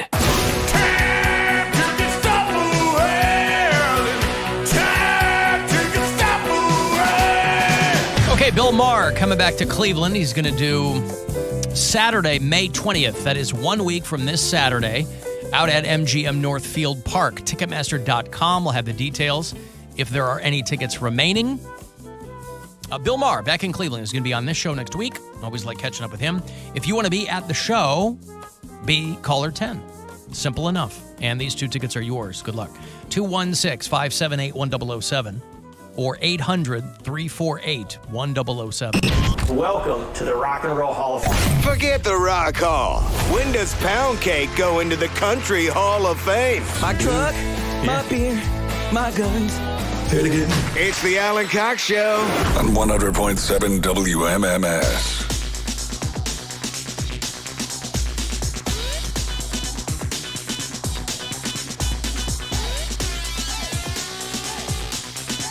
All right. Guardians baseball tonight, 6:10 is your first pitch. So we will get out of here closer to 6 o'clock. And they start up tonight against the Detroit Tigers, right around the corner at Progressive Field. A lot of people already walking around downtown tonight in their Guardians gear. And it should be, I thought it was going to be raining all day today, based on what it looked like this morning. But it should be nice out. Yeah, it should be nice. Beautiful weather for a ball game at Cleveland, Ohio tonight. 60 and partially cloudy. Well, there you go. Nothing wrong with that. I will have Buzzard Fest tickets for you in about a half an hour all this week. Tickets for you to join us out at Victory Sports Park in North Ridgeville on Friday, August 4th. These tickets are already going very, very quickly, which is no surprise. It's been 23 years since MMS has done Buzzard Fest. And so we're bringing it back this summer. Incubus, Bush, Live, Filter, Welshly Arms, Kaleidoscope Kid, Winona Fighter. A couple of those you might not be hip to, but rest assured, it's going to be awesome from tip to taint. We'll all be there, hanging out with you guys. Buzzardfest.com for tickets and info and all that. But I will have a pair to give to you every day this week around 4:20. If you want to go see Clutch, I'll hook up with those this week, too. And if Monster Jam is more your speed, then I can take care of that, too. You can leave us messages if you listen on iHeartRadio. If you do it from out of state, tell me where. And again, you're under no obligation to do it, but I always do appreciate when bureau chiefs update where they are. Rodney was one of our bureau chiefs in Dallas, and he hit me up and goes, "Hey, I moved to Garland, Texas," which for all I know is up the street. Jake's in Orange County, California. Ray is one of our Canadian bureau chiefs. He's in Vancouver. Molly is in Denver. Diane's in St. Louis. Brandon listens in Jersey City, New Jersey. Disregarding what you say is easy, Alan. You're a no-talent ass clown. Ass clown needs to come back. I don't hear that a lot. Ass clown, I don't know if it is funny, but it makes me laugh when somebody calls somebody an ass clown. And it's really low-hanging fruit, too, but sometimes the best insults don't require a lot of thought. So, no talent ass clown, that hits me right where it needs to hit me. So thank you, sir or madam, for that. Take it as a badge of honor. Speaking of Texas, Alan, are you going to talk about the shooting? I mean, what is there to say, really? I don't know what to tell you. I have to admit that it's gotten to the point now when you read about a shooting, you wonder if you're looking at an old article. You have to check the date. If you turn on the television, or like if you're listening to news radio or something, they'll be doing breaking news. But otherwise, if you're just looking at stories, I found myself checking the date, because that will happen sometimes, right? You'll see stories that'll make the rounds. Listeners will send me like funny stories all the time. And I go, boy, that sounds, because they're not checking the date. Right. They see the headline. We're all guilty of it. And they'll send it to me, and I'll look at it. I'll go, boy, that sounds familiar. And I'll check the date, and it's 5 or 6 years ago. So if I'm going through Twitter over the weekend and it says, mass shooter kills 9 people at a shopping mall, for a half a second I go, that's probably an old story. Nope, brand new story. Guy who went in and to a mall in Allen, Texas. A lot of shootings in Texas. Because you can walk around. Open carry, no training, no permit. You don't need anything. It's Texas. So you're kind of taking your life into your hands. And the people in charge, it seems like that's what they want. You know, there's that old phrase, when you're a hammer, everything looks like a nail. Mm-hmm. It's kind of what they want. They want people running around, ready to, I guess, kill other people in case they've got, it sells more guns. It gets people all worked up. So, you know, I don't know. I don't know what there is to say about that. I will say, you know, I've said before, it's extra tragic when attractive people die because there aren't that many of them. But it's even more tragic when smart people die because we sure as balls don't have many of them. And I was reading about, they were doing profiles of the people who were killed, and one of them was a young woman who was an engineer. She was among the victims, a young engineer from India who was over here. I don't know if she was going to school, but she lived in that area. They said they were going to have a hard time notifying her next of kin because her family still lives in India, and her body would be sent back there. So that is extra, extra tragic when somebody smart dies because we desperately need those kinds of people. So obviously, in the immediate aftermath of something like this, they do a deep dive into the victims. They do a deep dive into the shooter. I saw a photo on Twitter. I wish that maybe a bright side of Elon Musk being on Twitter is he seems to be open to the notion of just having photos on there of shooters that have been killed, or I didn't see any photos of the victims, but I saw a photo of the shooter after he had been killed. So he's lying there, his head's bleeding out, he's dead, but he's head to toe in tactical gear, this guy. So I initially saw the photo and thought that a cop had been killed. I was like, ooh, this thing got serious. But no, it was a shooter.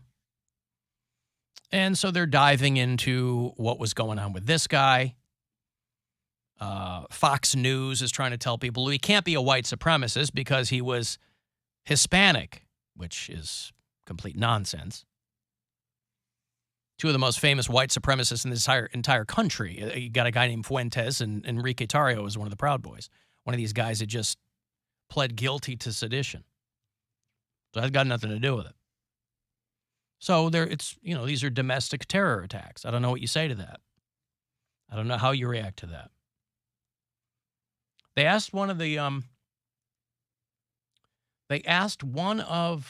the representatives in Texas, I think this was his district, so obviously they went to him and said, hey, what are your thoughts on this?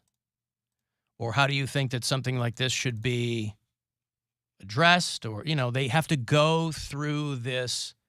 They go through the motions of putting people on television who are in positions of authority and going, what do you think we should do? You can sit there and mouth their answers along before they even say them because you know exactly what they're going to say. And they got thoughts and prayers from this guy, and the anchor pushed back a little bit. Now, Congressman, that is a common refrain after these incidents, after mass shootings, but many people argue that prayers aren't cutting it. Prayers are not preventing the next mass shooting. What is your response to that criticism? Well, those are people that don't believe in an almighty God who is absolutely in control of our lives. Yeah, that's that guy's answer. That's whoever the rep is down there. Pretty big swing and a miss there. That was better. Thoughts and prayers and like it. Yeah, well, but it's also a sentiment that means nothing. There are plenty of people who believe in God, but are clearly God's got nothing to do with any of this. So for this guy to just go, well, those people, thoughts and prayers, it's God who's got all of our lives in his hands. So God is to blame, or It's just one of those things that means nothing. It's a word salad that is not going to do anything to ameliorate the issues that people are going to have with this kind of stuff. They put a guy who was like, I used to be a sheriff and I was in the Army, and listen, man, he was like one of the first responders at this thing, or he might have just been a shopper or something. And invariably, people like this don't take these things seriously until they're right there, which I guess sooner or later we'll all get our turn in the barrel to take it seriously. But this guy was like, you got to get these things, you got to get these ARs and these M4s off the streets, man. Somebody posted, Missouri is another one of these states where you could walk around, open carry, no permit, no license. Somebody posted video on Twitter. They were staying at a hotel in downtown St. Louis. It's like 2 a.m. and they hear a commotion. They look outside. Just dudes walking down the middle of the street with AKs and or whatever I don't know. They're just walking around, having fun. Hoping that this guy, though, they threw on TV. He's got a cowboy hat on. He's like, I used to be a sheriff and I was in the Army and we got to do something different. I work around people that have mental health issues. I don't know what the gunman's problem was. I don't know his motive, but it wasn't mental health that killed these people. It was an automatic rifle with bullets. That's what killed them. I'm a gun lover. I have guns. I'm a former police officer. I'm a former Army officer. But these M4s and AR-15s, they've got to get off the streets or this is going to keep happening. And we've got to stop that at some point. It could be you. It could be your family member. I never imagined it would be me. I never imagined it would happen in my community, but it did. And we've got to stop this type of carnage. And all the politicians are going to make statements. They're going to offer prayers and condolences. Prayers and condolences won't bring these people back. We need some action in our legislatures at the federal and state level for better gun control. And I'm saying that as somebody who loves guns. Yeah, so if it's not thoughts and prayers, they always go back to mental health. They go, well, it's a mental health issue, and it's not really. It's not a mental health issue. The vast majority of people with mental health problems, A, are not violent. B, every country in the world has mental health issues. It's a byproduct of being a human being, is mental health issues. But to kill someone, to take a life on purpose, wanting to do that, I think you do have some type of mental health. That is a mental issue. Nobody's denying that it's a mental issue, but when these people say it's not guns, it's mental health. By the way, Texas has the lowest rate of access to mental health care in the entire country. So if these people were like, look, this is awful, we are committing to tripling our state mental health care funding, you might have, maybe you'd have a sliver of credibility when you fall back into the warm, comfy blanket of it's not guns, it's mental health. But they don't do that. Not only do they not do that, they slash mental health care funding in a lot of those red states. So the only time right-wingers, by the way, pretend to care about mental health is when it's Joe Biden's. Every other time it can give a fat, wet, slippery turd about mental health. So, I was reading about how Texas wants kids to learn battlefield care. Oh, geez. Rather than do anything pragmatic about it, Texas wants to teach third graders how to make dress a tourniquets. wound, Yes. Yeah. I mean, they're like, hey, here's something we can do. We want third graders to learn how to, 9-year-olds apparently are too young for what? History, sex ed, drag brunch. But apparently they want them to be Civil War doctors in the third grade. They're like, see, we're finally doing something. We're going to teach these kids how to make tourniquets for when, Well, all I'll say is, and this is a very selfish thing to say for me, but we expect nothing less. I would feel way more comfortable if, God forbid, if a mass shooting were to happen around here, I would feel more comfortable with having the same weapon that they used, because the only way you can fight fire is with fire, as far as I'm concerned. That's the only way I'll be able to sleep. I want my gun, so I don't want them to take them away. But that's the whole. But nobody's talking about taking them away. There's too many to take away. But when you pass legislation that says anybody can have them, not only that, we're not going to do any checks on you. You don't need a permit. You don't need to know how to use it. That's insanity. It's absurdity. It's insanity. Nobody's talking about taking your gun away. But that's the whole good guy with a gun thing. And that's how far we've moved those chains, by the way. I'm just a scared guy with a gun. Don't come. I'm busting because I got to. I want to survive. No, but when they finally killed this shooter at this mall in Texas, but a dozen people had already been shot. So it's like that's what constitutes good news now. Is, well, they got the guy before he could do any more harm. Well, he already killed 8 people. He wounded 6 more. I mean, so that's what constitutes the good guy with a gun. Okay, but I want to counter that with, they say that, oh, mental health is an issue. Where does the line, I don't want to say a slippery slope, but where does the line end? Because is it going to be, have you ever had a history of, not necessarily bipolar, but have you been on any antidepressants? I have. Does that mean I'm not qualified to have a gun? Well, those would be but you would have already been not qualified. What's that supposed to mean? Just a lot of other stuff about you.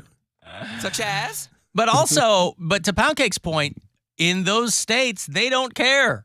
You can walk. They aren't But I'm asking. saying They're not asking But he's any saying questions. if they got put what it, they wanted. if they put that in, if they've made that, I think it's You're gonna talking about it's going to be a line that's much further down. It's going to be like, have you been institutionalized? Have you been? Are you on record threatening people on the internet? Things like that. And I'm going to say everyone does that, and then is there no chance for redemption? They're like, okay, yeah. Well, how do you quantify redemption? Now, we're not talking about HIPAA laws here. We're talking about there are states that have red flag laws where it comes up and they go, this person threatened a person with a firearm. This person got matters of public record, right? Mm-hmm. Obviously, some of these people go out, stockpile guns, kill a bunch of people, and nobody saw anything coming. There's truly nothing you can do about that. But the reason that this country is awash in gun violence is because we're awash in guns. Yeah. Every other country has drug problems. Every other country has mental illness problems. Every other country has kids who love video games. It's got nothing to do with any of that. And this notion that if you can't fix, first of all, you're not going to fix humanity as it is.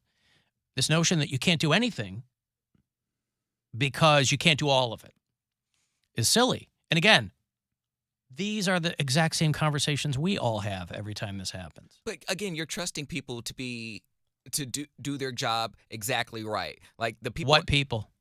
Are elected officials. So say someone's corrupt and like, oh, I just don't want this person to have a gun, or money is influencing them or something like that. It could be corrupt and therefore cheating them of their opportunity to get a gun or their Second Amendment. That's where like the checks and balances come into play. Yeah, but you're not imposing, you're not infringing anybody's right, their Second Amendment rights, by saying, hey, you got to have a permit to drive a car. You're not infringing anybody's rights. Yeah, but driving a car is not a right. The right to bear arms is a right. Exactly. But you still have to have a license. You have to have a license, even though driving is considered a privilege. But automobiles are not made for the sole purpose of killing. Correct. Guns are. Guns have one purpose. It's not like you go, God, I can't find my hammer. Where's my gun? I got to get this nail in. They're not multi-purpose. They have one specific function, and it's to kill or maim. There's no other reason. Nothing else guns can do. So, you know, that's why I always think when these people drive through bus shelters or kill a bunch of people in the street, I'm like, there's a guy who couldn't get a gun. So it does happen, I assume. Or they happen to be in their car when they started having, at that very moment, they were like, well, I can't take any more, because they had a guy also in Texas who drove through a bunch of people, killed a bunch of people. But I don't think they've ascertained whether or not it was intentional. But let's say it was. I don't know. I've never been to a shooting range. Hardick was going to take me years ago, and I never took him up on it just because I don't know, I just didn't have the time for it at the time, and then I forgot about it. But maybe one of these days, I'll see if I'm a good shot, because I used to shoot my mouth off my uncle's guns all the time in the backyard, but like I have never gone to like an actual range. So I want to see if I still got pistols it. or rifles? What would you shoot in the backyard? He would let me shoot the rifle. He never let me shoot the pistol because he said He just didn't trust me with it.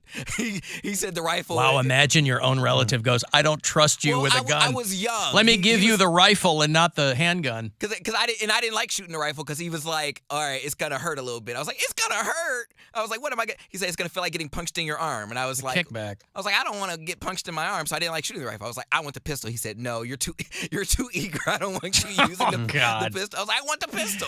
Uh-huh. My brother got to shoot the handgun. I wanted the handgun. But yeah, I used to shoot all the time. But now I haven't done it. Well, let's go shooting. Life. Yeah, let's go shooting. All right. Show day. I'll take you. Anywho, we have the same conversations, and it's just awful and tragic and terrible. And nothing changes. And nothing changes, but it really does get your dander up when you hear somebody go, well, it's a mental health thing, or that guy who was like, well, the people need to believe in an almighty God. Okay, right. Yeah, that'll help. That's so far he's 0 for 4 million, but let's go with that. I got a break. I will have those Buzzard Fest passes for you. As promised, we're putting this on August 4th after a long time away. Buzzard Fest is back this summer with Filter and Incubus and Bush and many other bands. So we'll put you at that.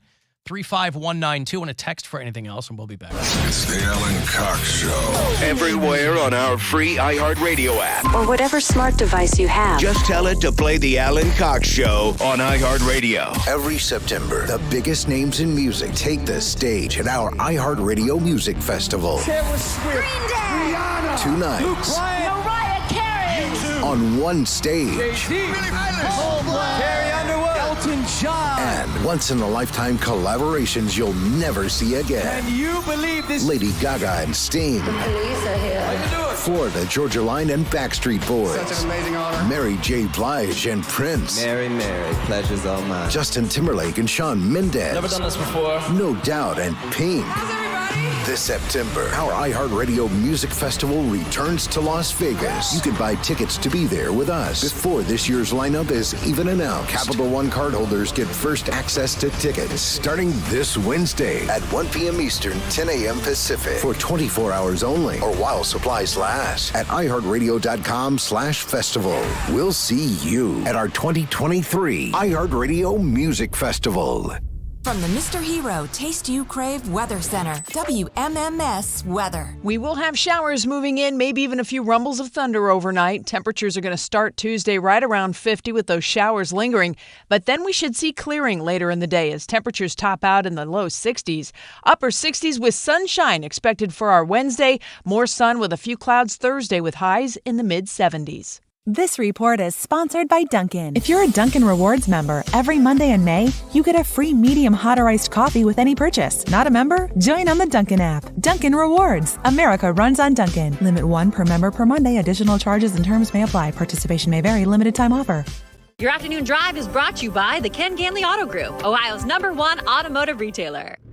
This is your Monday Sports Minute, brought to you by BetMGM, the king of sportsbooks.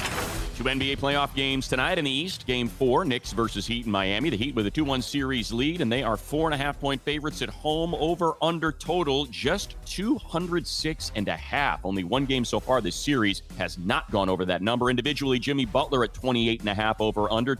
Out west, Game 4 between the Warriors and Lakers. Lakers up 2-1. Had that big 30-point win on Saturday. They're 3.5-point favorites tonight. The total, 227.5. Only one game's gone over that of the previous 3. The Warriors just 13 of 44 from 3. Assume they're going to shoot better tonight. 2 NBA playoff games with lots of ways to take action. BetMGM is the king of sportsbooks. Download the app today and use code MINUTE. BetMGM and GameSense remind you to have fun and play responsibly. BetMGM.com for terms and conditions. 21 plus to wager. Gambling problem? Call 1-800-GAMBLER. You're gonna love this house, Sergeant Riley. Just look at these high ceilings. The upstairs is even better. City lights right from your window. Upstairs? I don't see any stairs. Oh, just strap on this harness and climb right up. Up this rock climbing wall. There's no field manual for finding the right home. But when you do, USAA Homeowners Insurance can help protect it the right way. Like saving up to 15% with our claims-free discount if you haven't filed a claim in 5 years, even if you've been with another provider. Learn more today at usaa.com/insuremyhome. USAA. Ability to receive a quote depends on membership eligibility. Membership eligibility and product restrictions apply and are subject to change. Discounts vary by location and may not be available in all states. Restrictions apply. USAA means United Services Automobile Association and its affiliates, San Antonio, Texas. Don't let today's higher interest rates stop you from buying your dream home. Hi, I'm Mark Stefanski, Chairman and CEO of Third Federal. The Federal Reserve is calling for more interest rate increases, but with Third Federal's early approval, you can lock in your mortgage rate now before rates go up again. Only Third Federal's early approval locks in your rate now before you find a house, protecting you from rising interest rates. Early approval is a pre-approval, good for 6 months. And for a limited time, you get $295 off a closing cost. Plus, buy a home with Third Federal this spring, and if rates go down anytime in the next 3 years, you can refinance for free. Early approval ends May 31st. Apply online or call 1-800-3RD-FED today. The Federal Reserve is calling for more rate increases this year, so lock in today's rate of 6.19%, APR 6.28% on Third Federal's 30-year fixed-rate mortgage, even before you find a home. Rate lock renews automatically the current rate after 60 days or anytime upon request. APR reflects 15% down for $200,000 loan amount. Rate requires automatic payment program and is subject to change. Restrictions apply. Ask associate for details. Equal housing lender. DQ presents The Sound of Summer Calling. Hey, it's me, Summer. I know you're busy with Beach Days Little League games and all the other fun in the sun, but you gotta get to DQ ASAP Pronto right now. The new Summer Blizzard menu is here, and it brought 5 iconic summer flavors, like new peanut butter puppy chow and s'mores. Oh yeah, it's back. Oh, that's my other line. Everyone is pumped about this new DQ Summer Blizzard menu. I gotta go. See ya, DQ. Get it in the app. DQ. Happy tastes good. Meet Butler. Butler loves chasing squirrels, a long run on the beach, and a good barbecue. A bedbug barbecue, that is. Butler is Bedbug Barbecue's grill master, and he's ready to bring the heat so you're bedbug-free in 24 hours. Contact Butler at bedbugbbq.com now. Do you feel uneasy? Irritable? Does your Spectrum bill give you anxiety or cause you to make angry noises? You may be suffering from a serious condition known as UPH, unexpected price hikes. It could happen to anyone, even you. Spectrum raised rates on millions of customers last year. You could get stuck paying more than you expected. But now there's a solution to put an end to your suffering. T-Mobile 5G home internet is just $50 a month, and it comes with T-Mobile's price lock guarantee. His first marriage didn't work out. His first enjoy when you receive your bill. No annual contracts and no monthly fees. Try T-Mobile home internet for just $50 a month with autopay. Plus, get price lock guarantee and put an end to the fear of unexpected price hikes today. They won't raise my internet rates? Thanks, T-Mobile. Check availability at T-Mobile.com/5G internet. Price lock exclusions like Texas fees, select promos, and third-party services apply. Qualifying credit and service required. Regulatory fees included at $50 price for qualified accounts, plus $5 per month without autopay. Before new Cascade Platinum Plus, I would pre-rinse all my dishes because my old detergent just wouldn't get them clean. But now, I do dishes differently. A no pre-wash, no rewash, money-back guaranteed kind of different. Because Cascade Platinum Plus has double the grease-fighting power of Dawn built right in, with twice the scrubbing power, giving me a clean that lets me break all the dish rules. I just scrape, load, and I'm done. Yep, so clean. With Cascade Platinum Plus, I dare to dish differently. How long does it take to tackle a home project? With Angie, you could cross it off your list before this ad is over. Just tell us what you need, indoor or outdoor, repair or redesign, and we handle the rest, sending a top pro to get it done. You don't have to lift a finger, except to tap the screen or click the mouse. Plus, Angie is free to use. So bring us your next home project, and we'll bring it home. Download the app or go to Angie.com, that's ANGI.com, to get started. Ken Ganley Kia is Ohio's #1 Kia dealer, and this is how we do it. By giving our lowest price and payment right up front on over 700 new Kias, including Kia Seltos, K5, Forte, Sorrento, Sportage, Carnival, and the 3-row Telluride. Just sign and drive with zip, zero, zilch do-it signing. That's right, 0 do-it signing. Need credit? We'd love to say yes, you're approved. Plus, get on-the-spot delivery and drive home today at any of our 4 convenient Ken Ganley Kia regional superstores in Medina, Mentor, Alliance, and Boardman. Or visit us online at kenganleykia.com. Tell them Mackenzie sent ya. because I want to see ya in a Ken Ganley Kia. Plus tax tag title and doc fee on approved credit through KMF. Number one in overall retail Kia sales in the Central Region for 1/1 to 12/31/22 per Kia Motors year-end sales report. Hey, it's Alan for Window Nation. Are you someone who dreads summertime coming because all you can hear is cha-ching, cha-ching as you got the AC cranked all the time just to try to stay comfortable in your house? It could be because your windows are subpar. It could be that simple. Window Nation can get you brand new, expertly installed windows in your home, and you'll save yourself a ton of money in the process. Not only will they give you 2 free ones, with every 2 you buy, it's 0% interest for 5 years. Life of your loan, 60 months, no interest at all. These are impeccably crafted windows, no shortage of styles. You can go on and look, and you're going to find something you love for your home. Go to windownation.com, start there, big get a quote button. If you want to talk to somebody, you can call them. Just make sure that you give them my name, 866-90-NATION. They make it insanely easy and economical to get brand new windows, made here in Northeast Ohio, I might add, into your home. 2 free windows for every 2 you buy and 0% interest for 5 years. 866-90-NATION. Say Alan Cox from MMS told me about it, or go to windownation.com. For more information about contests on WMMS, go to WMMS.com/rules. Traffic. From the Elk and Elk Traffic Center, serious lawyers for serious injuries, call 1-800-ELK, Ohio. A traffic jam on 77 South between 490 and 480. 2 right lanes were taken away just past the Brecksville exit ramp. The earlier crash on 480 East on the Valley View Bridge has been cleared away. A wreck being cleared on the inbound West Shore Way near West 25th Street and off highway. An accident West 117th Street south of Lorraine Avenue at Headley. Jackie Roberts in the Traffic Center. This report is sponsored by Conrad's Tire Express and Total Car Care. Did you know that tires purchased from Conrad's include everything you need to get the maximum life out of your new tires? Bundle and save to get up to $250 off on 4 select Goodyear tires. Blue Falls and Conrad's, keeping your car clean and safe on the road. Conrad's. Badass of the Week, hosted by me, Ben Thompson, and my co-host, Dr. Pat Larish. That's me! Is an exciting new podcast from iHeartRadio that dives into stories of incredible badasses throughout history, fiction, and mythology. We're talking about ninjas, Vikings, pirates, explorers and scientists, and even the occasional awesome dog. You mean like Goofy? No, more like Sergeant Stubby. Ooh, we'll have to listen to find out. New episodes of Badass of the Week drop every week. Obviously. On the iHeartRadio app or wherever you get your podcasts. Now it's time to give stuff away.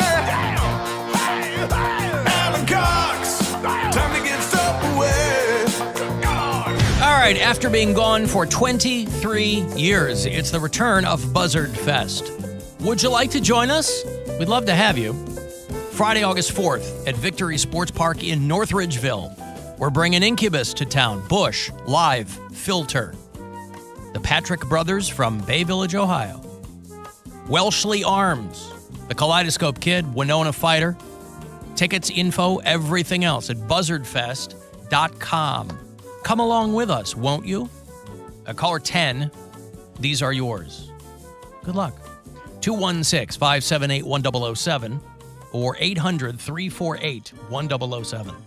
His first marriage didn't work out. He caught her texting another show. Sounds like he deserved it. It's Alan Cox. On 100.7 WMMS.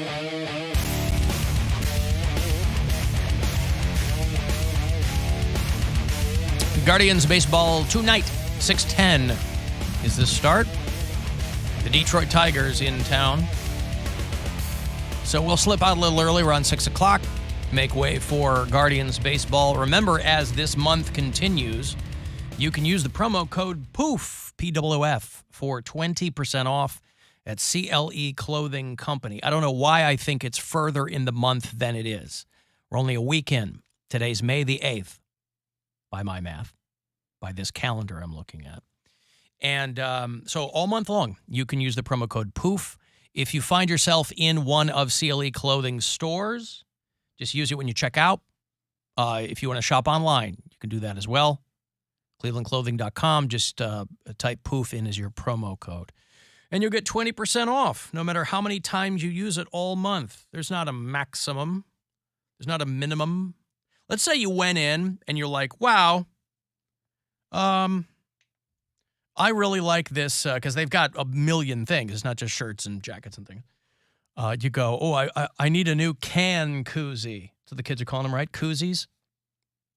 So we used to call our girlfriends back in the day. Nevertheless, you go, oh, my total comes to $7 and some change. You get 20% off that.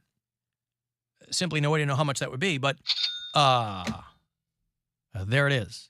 Poof is your promo code at Cleveland Clothing. Hey, Susan. Yeah. Hello. Hello.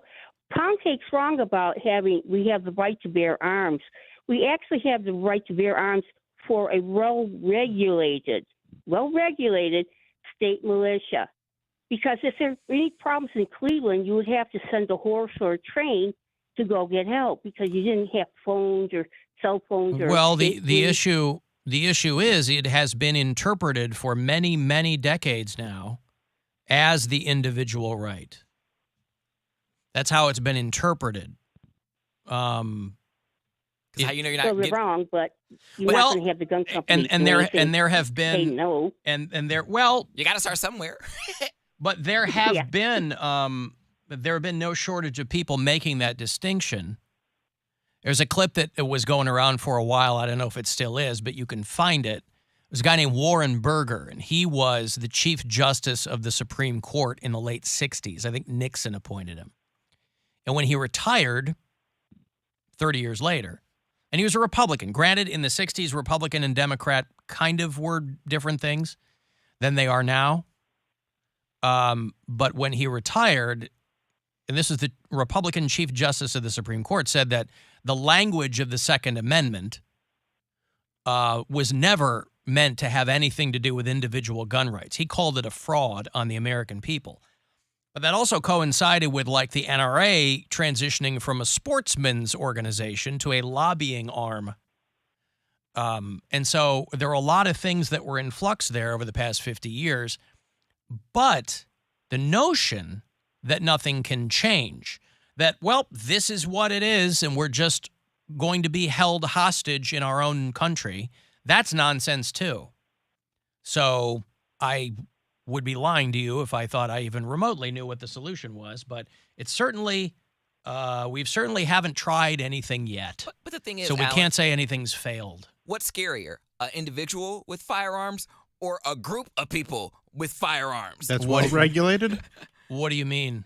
Well, I'm saying, what would you rather have? One person that you have to deal with that you might have to take down in case something happens, or a group?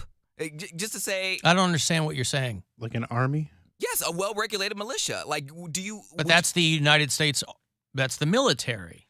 But I'm saying, we are not these guys that are in a cabin and they got a stockpile up to the ceiling. They're not going to take on the military. I mean, I know that's what like a militia is. That's their fever dream. But what I'm saying is, no. But these domestic terror groups that are in 21st century parlance a militia, they're not regulated. The military is regulated. Yes, this notion that if they could see the future, the framers of the Constitution would have said, yes, of course people should have missile launchers and military-grade weapons. A musket. It's nonsense. Right. I mean, so it's not that people are confused or don't understand what needs to happen. You just have competing ideologies about how to, you know, everybody's kind of got their own. I feel like on both sides it's all or nothing, and there is. It's not. But the only American president to ever suggest taking people's guns was Trump. Obama didn't do it. All these people that think libs are. First of all, I don't know why right-wingers think that liberals don't have guns. That is a major, major miscalculation. I don't know why they think they're the only ones with guns. Liberals have guns. Yes, they do. So this idea that they're coming to take, that sells a lot of guns. It has been in manufacturers' best interest to purport that nonsense that they're coming to take your guns. It has never happened. It ain't gonna happen. The only one to ever say we should take people's guns and figure it out later is Trump. So could he have been joking when he said that? Why would he joke? If there's a third rail in American politics, if you're a Republican, you don't joke about taking people's guns. Yeah, but those are his people, and clearly they're like, that's just Trump. Well, clearly they didn't mind him saying it, but boy, if Obama ever said anything about, hey, we should take a look at this, they wouldn't even let them study gun deaths. And they were all up his ass. So you either believe it or you don't. Like, oh, this Trump. I think it's so easy to discredit Trump and what he says. They're like, I'm not taking him seriously. Clearly, he's getting money from the NRA. Well, I'm not even throwing that out as like a larger picture or, if you pardon the pun, indictment of Trump. I'm just saying he is the only American president to say that, at least in modern times when we've become, because they are right about one thing. It's not the gun, because that's an inanimate object. It's the gun culture that is in this country. No other country has a gun culture. There are only a couple of nations around the world that have gun ownership in their constitutions. Mm-hmm. Mexico does, maybe Venezuela or something. So, and people go, well, these other countries are a lot smaller. What's your point? Yes, this is a huge country. We have 350 million people, and we have more guns than people in the country. So what's your point? Yes, there is a difference between America and Finland. That is correct. But to extrapolate the way other countries approach these things, there's nothing wrong with looking. Again, there are no alternatives being looked at because this happens so frequently that you kind of lull people into a sense of defeatism. So you can go on television and say, well, people just need Jesus. And the Jesus people go, yeah, they do. They need Jesus. As kind of an overarching theme, that's what they think. People need more Jesus, irrespective. But that is not any kind of solution to a gun issue. People need Jesus. That's not an answer to anything. And really, that's just them saying people need fear because... Well, the guns will take care of the fear. Right. No, but they're saying they need to be afraid of something, and they want you to be afraid of Jesus because they don't use Jesus as something that's showing love. They use Jesus as a way of saying, you better do this or else you don't get into heaven. There's consequences. So you have to be afraid of God, fear God. But it's also the mindset of people who don't really care about what happens here because this isn't the end. Well, that's the fear. The great reward is next. It's not this. It's the next thing. So it doesn't really matter what happens here. Doesn't matter if your mom gets murdered in a shopping mall. Doesn't matter if your kid dies. Doesn't matter. Because we're all going to be in the warm embrace of the Lord. Well, a lot of people don't believe that. And that doesn't make them inferior, that they don't believe that. I'm an atheist. There are a lot of, and I don't like radical atheists either. People who will berate you and skateboards and surfing out there hanging 10, eating Cool Ranch Doritos, spicy hot. You know, I mean, I don't know what the answer is, but the people in charge don't know either. But they're pretending that they do, and for a lot of them, that answer is more Jesus. And so far, I don't see that working out. So, or at least I'd like to see them maybe point Jesus in a more productive direction. Because these people that are talking about Jesus, they seem really into the Old Testament. They're not into the New Testament stuff. They're not really into the Jesus stuff. They're into like the Old Testament God stuff. They're into like, punishing the enemies and the blood of the lamb. They eye love for an that. eye, that kind of stuff. Yeah, I love that stuff. But I don't know, man. Ken, hello. Hi, this is Ken from Brunswick. I just wanted to say that I don't normally agree with you, but on this subject, I kind of do. I believe that you should definitely have to get some kind of training to own a gun. You shouldn't just be anyone and allowed to be able to carry a gun. That's ridiculous. Everything else requires licenses, like driving and things like that. And I know that's supposed to be a privilege, but, it's just common sense. You should definitely have a license. I also don't think that most people who have guns are opposed to that. I think that's what's so frustrating is I think most people, Ken, who are like you would be like, yeah, I'm not opposed to them doing something along those lines, but I don't know. You're absolutely right. It's just common sense. And I think most people with a brain and a gun would think that. I mean, most of us think that. I don't understand why they're just making it everyone can carry. Because I think that slippery slope crap has been sold to people for so long that it's almost like kind of baked into their brains, where somebody will say something that's a pretty salient explanation, and they go, here are the problems, here are some possible solutions. And the one way to shut any conversation down is, that's a slippery slope, which doesn't mean anything, but people know what the phrase means, so they go, oh, yeah, well, slippery slope. But boy, they sure don't care about slippery slope when it comes to free speech or drag brunch or anything like that. That's a slippery slope, too. They don't care about that. Oh, yeah, absolutely. Banning books and, you know. Okay, thank you, Ken. There's Ken out in Brunswick, who usually doesn't agree with me. I would have liked to have delved a little deeper into Probably that. mostly on food stuff, though. We don't even know if it's political. Nobody agrees with me on food stuff. I understand that.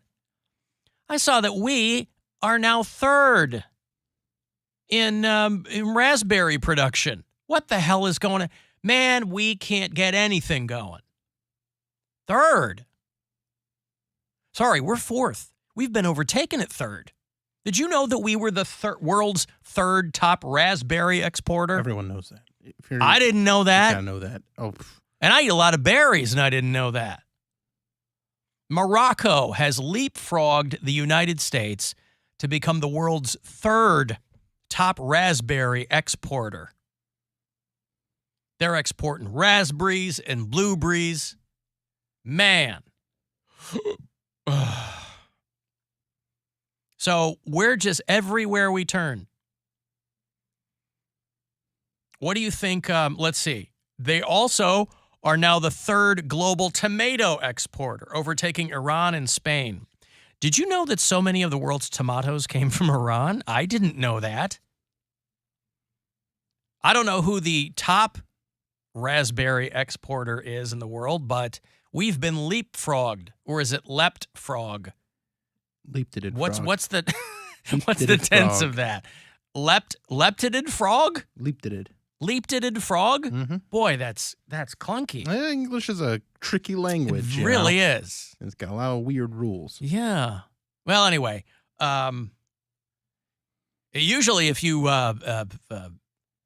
read about Moroccan raspberries, it's about Nick Cannon's kid making a nasty noise at you. Moroccan raspberry sounds like a Captain Crunch cereal in the 90s. They're like, oops, all Moroccan raspberries. All Moroccan raspberries. Yeah. Oh, boy.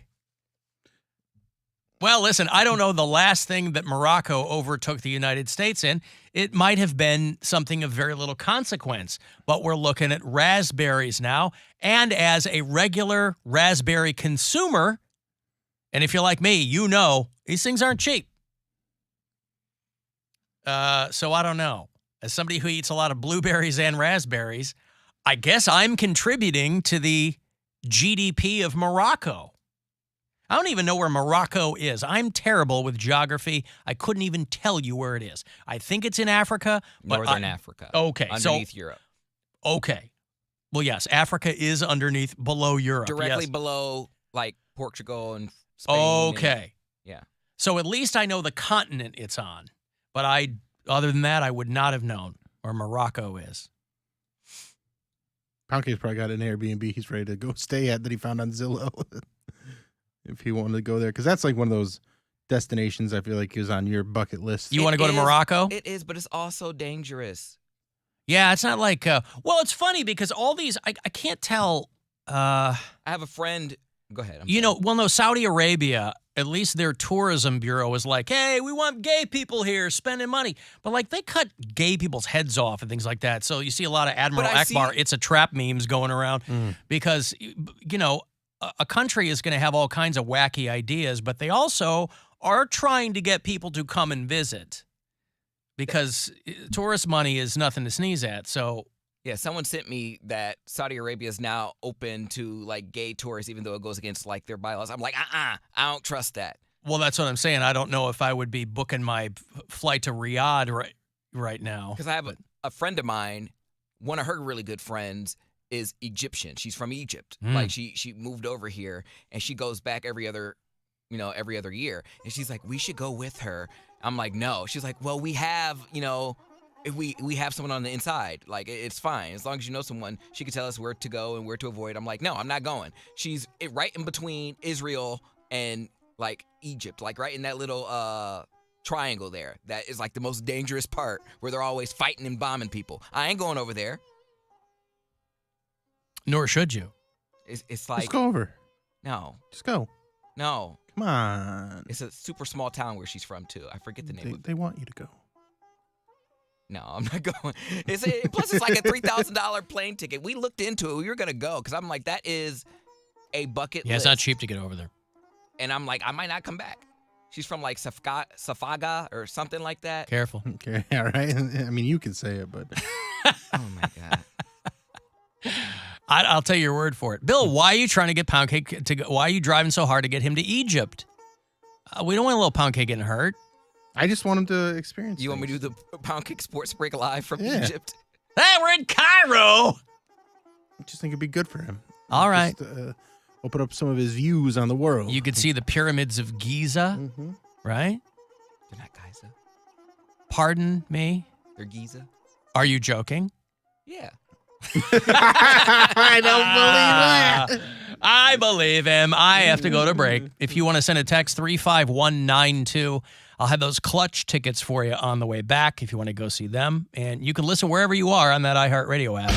Rover's Morning Glory. Jeffy, you want Crystal, the phone screener, to work at a strip club? Yeah, just give me in a strip club, Crystal butt naked. Oh, butt naked? Yeah, Like... to bring her up on the stage and let her do her thing, and yeah, So did you announce her coming on stage? I mean, How would they do? I don't know if which last name you want me to use, or just say Crystal. Yeah, you don't have to say the last name. You don't have to give a full address. When was the last time you went to a strip club? It's been a while. Like, okay, and here comes Ginger Schwarzenstein. Rover's Morning Glory. Weekdays on 100.7 WMMS and 24/7 on our free iHeartRadio app. Rosetta Stone, where language is learned. RosettaStone.com. Dunkin' Iced Radio, take one. Dunkin' Iced Coffee is... Ooh, sorry. One more time. Dunkin' Iced... Ooh, Kelly, we're trying to record a timely summer-focused radio spot for Dunkin' Iced. Can you stop with the shaking? But, this is the sound a Dunkin' Ice makes. Maybe you should keep it in? Well, yeah. That's actually a pretty good idea. Try all the Dunkin' refreshers, iced coffees, cold brews, and lattes. Dunkin' Iced. America runs on Dunkin'. Ken Ganley Kia is Ohio's #1 Kia dealer, and this is how we do it. By giving our lowest price and payment right up front on over 700 new Kias, including Kia Seltos, K5, Forte, Sorrento, Sportage, Carnival, and the 3-row Telluride. Just sign and drive with zip, zero, zilch do-it signing. That's right, zero do-it signing. Need credit? We'd love to say yes, you're approved. Plus, get on-the-spot delivery and drive home today at any of our 4 convenient Ken Ganley Kia regional superstores in Medina, Mentor, Alliance, and Boardman. Or visit us online at kenganleykia.com. Tell them Mackenzie sent ya, because I want to see ya in a Ken Ganley Kia. Plus tax tag title and doc fee on approved credit through KMF. #1 in overall retail Kia sales in the Central Region for 1/1 to 12/31/22 per Kia Motors year-end sales report. Okay, true stories from Huntington customers with Annie. You're a woman-owned business. You're growing. How does banking fit in? Huntington feels like a part of our team, and when I got the news that we had gotten into our dream retailer, I said, Huntington is the reason that we can accept this contract. You allowed us to get here. It's something that Morgan and I... Get more than money from your bank. Welcome to Huntington. Real people compensated for true stories. Buy wholesale, save big at Skipco Auto Auction this Wednesday at 2 p.m. Over 400 vehicles in stock. Why pay retail? Save thousands on your next car, truck, van, SUV, motorcycle, or boat. Skipco Auto Auction. Open to the public this Wednesday at 2 p.m. Go to skipco.com. Enjoy all of your favorite sports like never before at BetMGM. Sign up using bonus code BUZZARD and receive up to $1,000 back in bonus bets if you don't win your first bet. When you register at BetMGM, you get instant access to a variety of parlay selection features, live betting options, player props, and daily boosted odds specials. And with BetMGM at your fingertips, every play, every game, they matter more than ever. BetMGM and GameSense remind you to play responsibly and offer resources to help you make appropriate choices. Visit BetMGM.com for terms and conditions. Must be 21 years of age or older to wager. Ohio only. New customer offer. All promotions are subject to qualification and eligibility requirements. First online real money wager only. Rewards issued as non-withdrawable bonus bets. Bonus bets expire 7 days from issuance. Please gamble responsibly. Gambling problem? Call 1-800-GAMBLER. In partnership with MGM Northfield Park.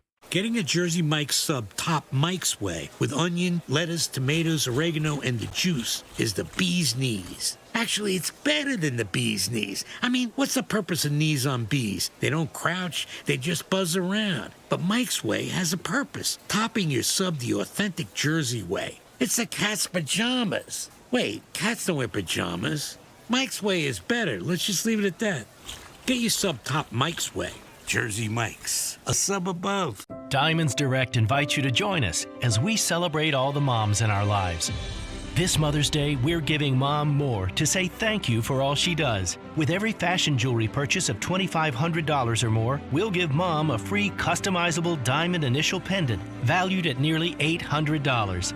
We've put together an exceptional collection of meaningful gifts for any budget. The perfect heirloom pieces to pass down to the next generation of moms. Birthstone rings, stackable rings, eternity bands, pearls, elegant diamond pendants, and of course, stunning diamond earrings. This year, she deserves a gift that keeps giving, and at Diamonds Direct, that's our specialty. Timeless gifts of jewelry she can enjoy and cherish for decades to come. Now's a great time to upgrade her diamond studs or pendant with Diamonds Direct's unmatched 110% upgrade. Come let the experts at Diamonds Direct help you find that remarkable gift that says, "Cheers, Mom, for all you do and for who you are."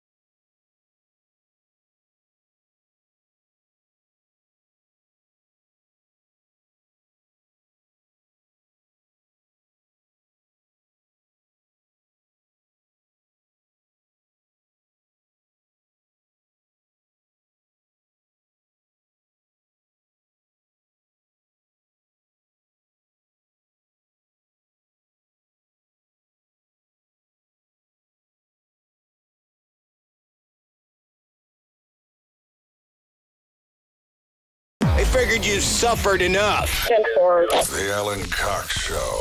On 100.7 WMMS.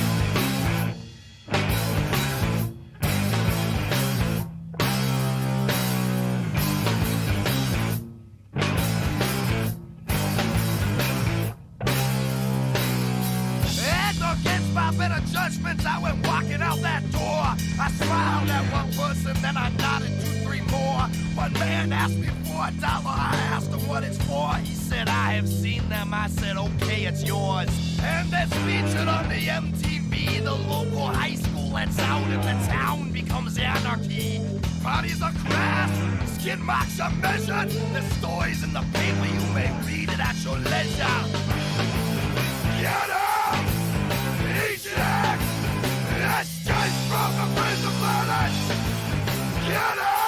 Boy, if my mom lived around here, I would absolutely take her to Clutch. She never heard of him before. She would probably hate every minute of it. Well, what a fun thing to do with my mom. Me and Bonnie. Checking out some Clutch. Sounds like a good time. Are you getting, have you gotten your mom something already for Mother's Day? Is that something that happens over at Squifle Tower? I mean, I will get her something. We're going to go to, I don't know what my plans are, honestly. I think we're going over there, but all right. I don't know. But I'll get her something. I always get her something. Mm-hmm. Just don't remember what I've gotten her ever, but I know I've gotten her things. Yeah, I know. Mother's Day is tough. Because once you get married, it's not just your mom. Yeah. You go, oh, right. Yeah. My wife's a mom. Hey, Jack. Yeah. I want to make a comment about Oh, boy. Jack, you're cutting out, homie. Where are you? I'm on my Bluetooth sitting at my desk. Okay. Is that any better? Yeah. It sounds a little better, yeah. I want to make a comment about the person talking about the Bill of Rights giving you the rights to do anything. And we're not just talking the Second Amendment. It's actually to protect our inalienable rights. It's not to give them, it's to protect them. The founding fathers. Right, but Jack, they believed that those inalienable rights were bestowed by God. I didn't want to go to the God angle on No, that's it. But you can't have one without the other. I mean, they literally wrote that those inalienable rights were bestowed by God. So if you don't believe in that, where does that leave you? No, I just believe that they're inalienable rights because, I share similar beliefs to you on religion, but I'm not going to go there. Another thing, though, is about there used to be you had to have a concealed carry license. I wasn't very popular in my circles because I felt you should have had to qualify like every 3 years to prove that you were competent and able to effectively use your weapon. I think that's great. And, a lot of gun owners don't like that, but I think it was important. I mean, you should, like other people have mentioned with driver's license. And another thing is on the 4473 that you fill out to actually purchase a firearm, they ask you mental health questions, and you can blatantly lie on them because of HIPAA laws. They're not allowed to research it. And another little side note, a lot of the people, I used to work at a gun store part-time, a lot of the people that got rejected, turns out they had top secret government clearance, and that was a barrier to purchasing a firearm legally. But yet you could have all these mental illnesses, lie about it, and get away with it. I mean, these are the things that we need to be addressing first and foremost. Why was that government clearance, Jack? Why was that an impediment? I can't answer that, but we had 4 or 5 regulars that were avid collectors, especially of historic, and every time they had to wait their holding time and talk to other people that sell guns. I'm sure other people comment too. It seems like if you have top secret government clearance, it's harder for you to purchase a firearm. I never did understand that, but it was, I mean, the guys, when they came in, were like, oh, okay, we know the drill. We'd make the call in to do it, and they had to wait. I have no idea why that is. I have no idea why I think it's very important that mental health should be included in it, but yet these people's rights of being protected is adversely affecting other people's rights to exist without. Yeah. I mean, I have a right to not get murdered. So, what do they say? The right of your fist ends at the tip of my nose. I mean, there's all kinds of great sayings that people have that you can apply. Okay, thank you, Jack. I appreciate it. I'm going to change the subject now. Hey, Chantel. Hey, how you doing? Hey, what's going on?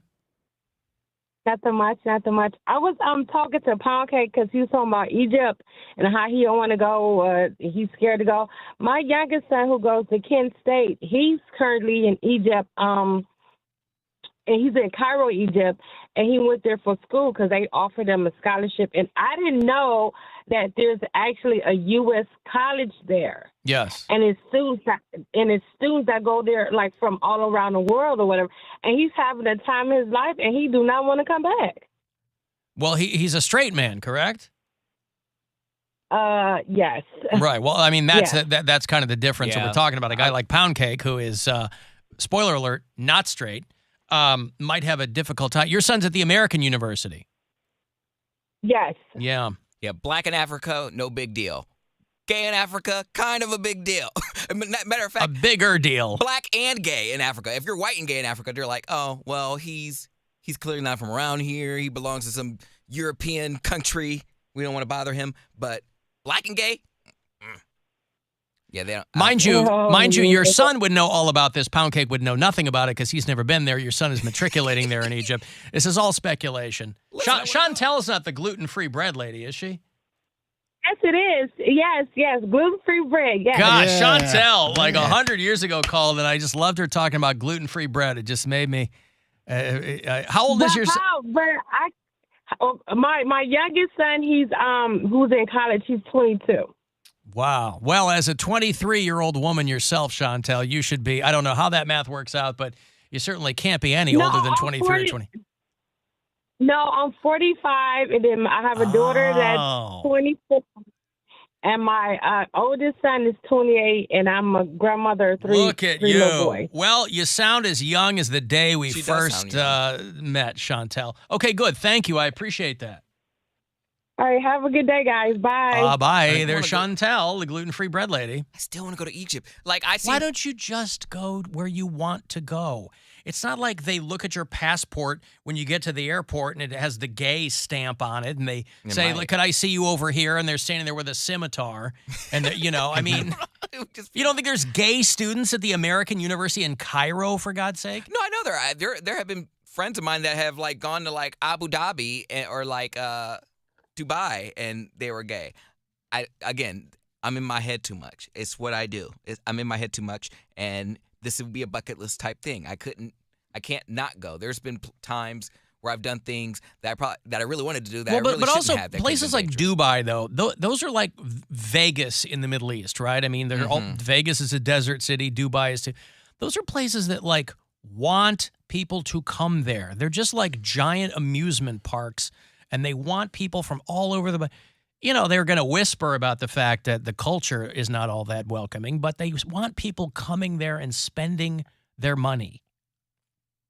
They want you in a harness, bungee jumping off the Burj Khalifa, like Tom Cruise. Or having dinner floating above the ocean in like one of those hot air balloons. How did Tom Cruise, by the way, all of a sudden look old? Have you seen Tom Cruise? Yes. No. Like, did he get plastic surgery? I don't know what. Tom Cruise all of a sudden looks puffy, a little heavier. I think they've been holding him up to like. But he's been doing his stunts. I mean, layers of makeup. The for guy years. has. I know, but I mean, layers of makeup don't help you jump off a plane in real time. You know what I'm saying? Like, this guy's been doing his own stunts.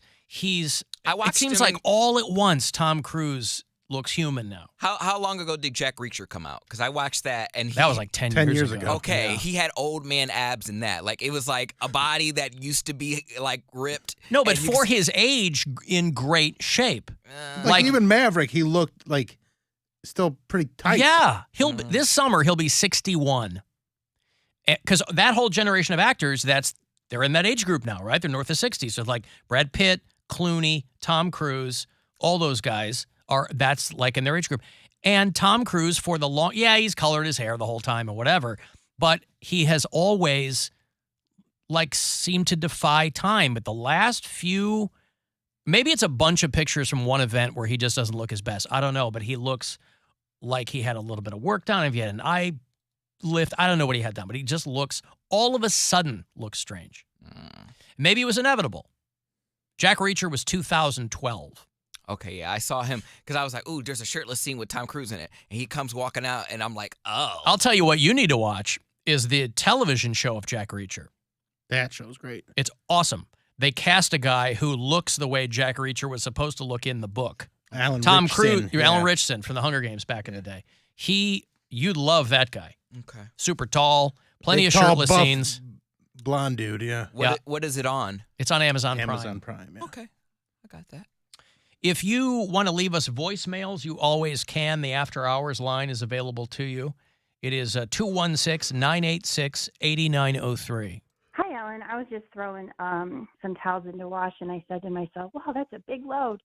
And then I thought of the soundbite you always play and love to hear it, but I don't have the button. Anyway, have a great day. Bye. What a cute voice. Anybody else, I'd say, screw it. But for her. Oh, that's a big load. I was doing some towels over the weekend, and I think I might have said the very same thing. But that's, to me, I'm hitting my own stuff. She's over there doing her laundry. Oh, that's a big load. I was doing those And mini then when I got a crossword big puzzles. load, I go put it in there. Yeah. Doing those mini crossword puzzles, and one of the clues was how laundry is measured. And I was like, oh, loads. How laundry and men are measured by their women. Loads. Loads and loads. Uh-huh. I'll tell you what, you got to get on those those mini crossword puzzles are very fun. And then there's also, they do the Wordle thing. I still like my that. wife, Gwen, does Wordle. I'm amazed I don't care about Wordle. It seems like some nerd thing I'd be really into, and I just couldn't care less. I feel like this one's right up your alley, though. It's called Spelling Bee, and they give you... This is an app? It's all within the New York Times Games app. Okay. Because they're all just word games. Okay. They're very simple word games, but they're very fun and challenging. And the Spelling Bee one, I think they give you 6 letters. Or 7 letters. 7 letters. And there's one letter you have to use in every word that you create. And there's different levels. And getting up to I've seen this. Genius it takes some time, but it's doable. And I got there today, got there yesterday. It's awesome. It's really, really fun. And it's just, that silly brain teaser type stuff that those are my favorite kind of games. Is those like word games. I'm not like a Sudoku guy. Right. But I like the word ones. Okay. You have found one word. All right. Well, yeah, I'll look at that. Yeah, I have seen this stuff. Yeah, I think that would be your style. Listen, I'm still triggered by my formative years were marked by multiple successful spelling bee appearances until your days in the B, as we called it in the big game. Your B days are over, and you're left with nothing but maybe a little bit of scholarship money and a couple of cheesy trophies and maybe some ribbons. And so I think that maybe subconsciously it's why I've avoided these kinds of things, because they'll take me back to those days that were brutal. But, maybe you reframe it and now you're just competing against yourself, and you can just enjoy it because you do love words, and you love when words are spelled right. So that is true. Perfect for you. Yes and yes. All right, well, I'll give it a look. Yeah, okay, well. That's a big load. Yeah, that is a big load. And then when I got a big load, I go put it in there. Yeah. I was thinking of Poundcake. I heard Stansbury talking about it earlier. The woman who wakes up in the hotel room and the manager's sucking her toes in, oh my God. I think it was a woman. Oh, it was a guy. And a guy was sucking his toes. Is at a Hilton in Nashville. Boy, they're wilding out. It's all those bachelorette parties. Yeah. Celebrities are moving there. They're really making Nashville into like something. They're trying to. It's still Tennessee, for Christ's sake. Woke up in his room to find the hotel manager sucking his toes. Woke up this morning, Whoa. sucked myself a toe. David Neal is the 52-year-old night manager, and he was accused of making a copy of the victim's room key. Back in the day, you had to have a metal grinder there. It was a real thing. Now they just slide it in. They, duplicate the magnetic code, and there it is. Can you not hold yourself together? You can't keep yourself together. You never seen toes like hers, man. It was a guy's toes. But you also always put the bolt over on a hotel room door. You don't just lock the door. You put the thing over it, and you put the thing. I don't know if I do that all the time. I do it honestly. all the time. But you don't have to. You're worried about the manager of all people, not a burglar, not someone who wants your stuff. Anybody sucking your toe.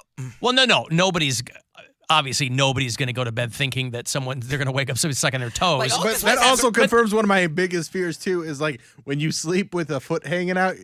As a kid, you're always like, "Ooh, a monster's gonna grab my foot," so you keep your feet covered. And then you're an adult, and you're like, there's no monsters that are gonna mess with my feet if they're outside of the blankets." And then some horny night shift manager's like, "Ooh, I gotta suck them toes." Oh my goodness! I mean, better that than waking up and he's standing there with pruning shears, going after your piggies. But also, still, how many times has he gotten away with it? Because that's my. This is a repeat crime. Yeah, your room will be free or whatever. Like, he's probably giving discounts. Maybe not. Maybe this was his first foray into toe sucking. I mean, if he had done it before, surely he would have been caught and reprimanded. It was just a dare. Like, dare you to go and suck on one of these toes. And he's just protecting the other people at the hotel. The guy woke up, but again, this is why you put that latch over the door, because otherwise, you're victim and the deadbolt. They could just get in. Yeah, you're victim blaming. Got a deadbolt. Blaming the victim? Yes. Who is? You are. No, I'm saying you. Shut up. You are. Yes, you have to take care of yourself. That's right. You have to put the latch on the door. Maybe Otherwise, he was drunk and he forgot. Huh? Maybe he was drunk and he forgot. Well, he ain't going to forget again. No, he won't. He immediately confronted the night manager and recognized him as the person who had come into his room the day before to address an issue he was having with his TV. See, this is the stuff. You're here by yourself. You need something. Guy's like in his robe, provoking him. Now I'm victim shaming. The night manager said that he indeed entered the guest's room, but did so after he allegedly smelled smoke and wanted to check on the victim. So I was just worried about him. Come on, I came in here and... There's more to this story. This is a cover-up. Well, he uncovered this guy and started sucking on his toes. I think this dude's sucking more toes than we even know. Police said they did not report any smell of smoke, nor were there any other reports about the smell of smoke in the hotel. The night manager was arrested at his home on burglary and assault charges. Deadbolt, brother. Yeah, double damn. If I wake up and someone's sucking my toes that I didn't authorize to, I'm swinging. Like, you don't just, I'm going to confront you for sucking my toes. I'm swinging. I'm grabbing the little alarm, the huge alarm clock that is like 10 pounds. First I'm off, smashing you it's with a it. victimless crime. He had his toes sucked. I'm telling you right now, I give consent to no one to suck my toes. No. There's no human... Somebody wants to suck my toes. Not letting them. Here's my foot. Ugh. What's the matter with that? I will, if you can suck a toe. I've sucked a toe. Yes. I don't need my toe sucked. I've never sucked a toe in my life. I mean, it's not my thing, but again, it could be way worse. If somebody's like, hey, do you mind if I suck your toes? I go, yeah. So if you woke up, if you were away from the family, you were staying in a hotel, and you woke up to a guy, the manager, sucking your toe. You woke up, let's make it, it's not a stranger. You wake up to Gwen sucking your toe. Yeah, if that's what she wants to do. She's not a toe sucker. I've sucked some toes.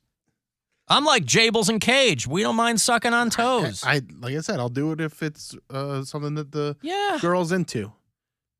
When you got the knees in the chest and the feet are up in your face? Oh, man, suck on a toe. Oh, I have established Again, I'm that not going to seek it out, but if it's right there, yes. There's a whole hood in there. What do I care? We're going around. You don't go one by one. You don't play a little this little piggy. You do that first. You insert jam all in there. I was like, they insert the feet like a cassette tape. His mouth is the VCR. Oh yeah. Oh God. It's side one of the first Winger album. Yucko. Well, everybody's got their own thing. All right, let me take a break here. I'll have those Monster Jam tickets for you. Enough about jamming feet in your mouth. About jamming some monsters. I assume that's what this is. I'll get you 4 tickets when it comes back to Cleveland Brown Stadium on June the 3rd. That's not that far off. So you want to get to that, we'll hook it up coming back. 35192. You want to text for anything else. AlanCoxShow.com. You can watch live and listen anywhere on the iHeartRadio app. From the Universal Windows Direct Weather Center, WMMS Weather. We will have showers moving in, maybe even a few rumbles of thunder overnight. Temperatures are going to start Tuesday right around 50 with those showers lingering. But then we should see clearing later in the day as temperatures top out in the low 60s. Upper 60s with sunshine expected for our Wednesday. More sun with a few clouds Thursday with highs in the mid-70s. This report is sponsored by Ohio Association of County Behavioral Health Authorities. Sometimes life can be overwhelming. Crisis Text Line can help. If you're struggling and feel like you can't talk to anyone about it, text For Hope to 741741. Free confidential support. Crisis Text Line. Text For Hope to 741741 now. The lilies are lovely, the petunias are popping, and the springtime deals are bloomin' crazy. Woo, it's me, Marigold Mike. Daisy chained to battle from Nissan in North Olmsted and I-90 Nissan, Sheffield Village. It's our annual event of your perennial favorites. Looking for a new Nissan? Forget me not. We've got a beautiful bunch. Sit behind the pedals and pick one of the best selection in the entire carnation. Just see my best bud, the Dante, Daffodil, Deal, Buttercup, Blossom, Belza. You know, I have known him since he was a little sprout, and he's been pruning prices, and he'll be presenting you with a bouquet of bargains. How about this arrangement? Start by plucking up APRs as low as 0%. Are you kidding me? That's almost like free money. You'll come out smelling like a rose.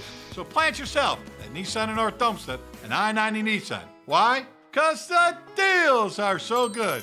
See us online at bignissan.com. Okay, true stories from Huntington with Veronica and her banker, Roger. Veronica, you were nervous about trying to get a home. Why is that? Nobody likes to hear the word no. You know, one day I just said, okay, I'm gonna go talk to the banker. How'd it go, Roger? If there was a bump in the road, we hit it. But we navigated right through it. Veronica kept pushing. Get more than money from your bank. Welcome to Huntington. Real people compensated for true stories. Loan subject to credit application and approval. Equal housing lender.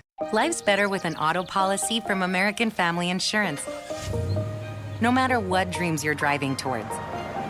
That's because our expert agents will make you feel totally protected with the right auto coverage at the right price. You'll also save up to 23% when you bundle auto with home. American Family Insurance. Get a quote, find an agent at amfam.com. Products not available in every state. Visit amfam.com to learn how discounts may apply to you. American Family Mutual Insurance Company, SI, and its operating company, 6000 American Parkway, Madison, Wisconsin. Everywhere man has gone, they have followed. Until now. Introduce your bedbugs to the heat at Bedbugs Barbecue, Cleveland's #1 bedbug exterminator. Learn more at bedbugbbq.com. Hey, Mackenzie here. If you've been looking for a car, truck, or SUV that's in stock and ready for immediate delivery, you'll find it today at Ken Ganley, Ohio's #1 automotive retailer. With 23 brands, 50 locations, and over 6,000 new and used vehicles in stock, you're sure to find the perfect vehicle at the perfect price. For the location nearest you, visit KenGanleyAuto.com. Ken Ganley, we drive Ohio. Diamonds Direct invites you to join us as we celebrate all the moms in our lives.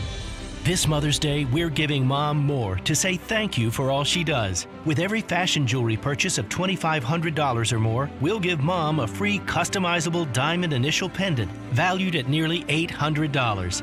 We've put together an exceptional collection of meaningful gifts for any budget. The perfect heirloom pieces to pass down to the next generation of moms. Birthstone rings, stackable rings, eternity bands, pearls, elegant diamond pendants, and of course, stunning diamond earrings. This year, she deserves a gift that keeps giving, and at Diamonds Direct, that's our specialty. Timeless gifts of jewelry she can enjoy and cherish for decades to come. Now's a great time to upgrade her diamond studs or pendant with Diamonds Direct's unmatched 110% upgrade. Come let the experts at Diamonds Direct help you find that remarkable gift that says cheers, Mom, for all you do and for who you are. Diamonds Direct. Get locations and store hours at diamondsdirect.com. Do you feel uneasy, irritable? Does your Spectrum bill give you anxiety or cause you to make angry noises? You may be suffering from a serious condition known as UPH, unexpected price hikes. It could happen to anyone, even you. Spectrum raised rates on millions of customers last year. You could get stuck paying more than you expected. But now there's a solution to put an end to your suffering. T-Mobile 5G home internet is just $50 a month, and it comes with T-Mobile's price lock guarantee. That means they won't raise your home internet rate ever. Side effects include feelings of joy when you receive your bill, no annual contracts, and no monthly fees. Try T-Mobile home internet for just $50 a month with AutoPay. Plus, get price lock guarantee and put an end to the fear of unexpected price hikes today. They won't raise my internet rates? Thanks, T-Mobile. Check availability at T-Mobile.com/5G internet. Price lock exclusions like taxes, fees, select promos, and third-party services apply. Qualifying credit and service required. Regulatory fees included in $50 price for qualified accounts, plus $5 per month without AutoPay. Hey, it's Alan. Great news from Window Nation. If you've been looking to modernize and reinvest in your home, brand new windows, expertly installed from Window Nation, will more than do the trick. And here's the best part. 0% interest for 5 years, 60 months, 0% financing. On top of that, they'll give you 2 free windows with every 2 you buy. It's a 1-2 punch. You get all the advantage.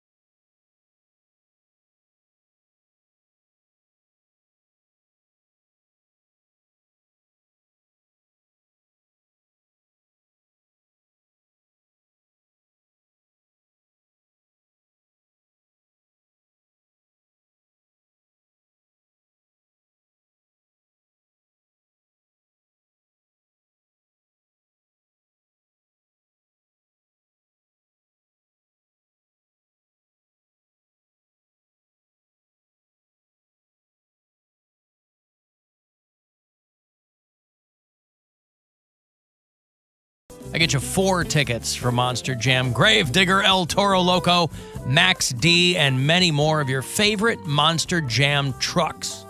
Everybody's got a favorite. It's Saturday, June 3rd at Brown Stadium. Go to monsterjam.com for any further info. 4 tickets for you. Be caller 10. You and 3 pals at Monster Jam. Good luck. 216-578-1007 or 800-348-1007. Who needs broadcasting awards? I like the sound of my own voice award. When you've won World's Sexiest and 5 years in a row. And the winner is Alan Cox on 100.7 WMMS.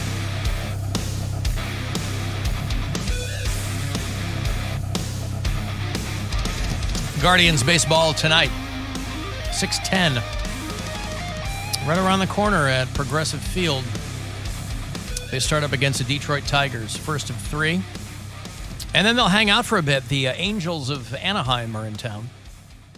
Next week, the Guardians hit the road. They'll play the White Sox in Chicago. But tonight, 6:10, we'll roll around 6. And then right into your first pitch against the Tigers. What else?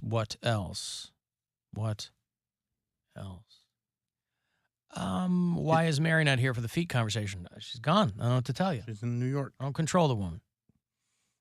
She probably would have been able to add, although she sells pictures of her feet. And I'm not quite sure what that has to do. I don't think she's a representative of all things foot fetish. If you woke up and somebody was sucking on your toes, at the very least it would be, because there was probably a half a second when that guy was just kind of coming out of being asleep where he thought it was great. It's like, oh my God. You know, when you're kind of in that gauzy haze when you first wake up, you're kind of in between reality and the dream world. You don't know where you are yet. I was falling asleep last night and I was positive that someone was singing in my living room. Won't surprise you to know, there was no one singing in my living room. But I woke up, I didn't even feel like I was asleep. I kind of sat up, cocked my head, and then realized pretty quickly, I was falling asleep, or I was beginning a dream or something. Alan, we just stayed at the Hilton in Columbus, and they don't have the latch, just the digital lock. Ooh. Oh, see? This is the workaround for the foot freaks at the front desk. Listen, the circumstances. They don't even have a... But I thought most deadbolt? hotels had like they said they don't have the bolt thing, only the digital lock. They don't have the latch. You know what I'm talking about? The thing that swings around and so that you could open the door, but the latch would stop it. Mm-hmm. Many moons ago, and I was the front desk manager for a hotel in downtown Chicago, we would run into things like that, and this was way before digital locks. We had to give people keys. It's the early 90s. Had to give people keys to get into their room. And every so often, we would have somebody who was in a room they shouldn't have been in. I'm not talking about when I, take a lunch break and go whack one out, unbeknownst to anybody. That's the middle of the day. That's not a high traffic time. Shortly after checkout, like that sweet spot between checkout and check-in. A lot of hotels, it's just housekeeping that's in the hallways, but if you know what floor they're on, you can Mission Impossible yourself into a room that nobody's going to be in. But every once in a while, you'd have somebody who would go get the key duplicated, even though it'd say, do not duplicate.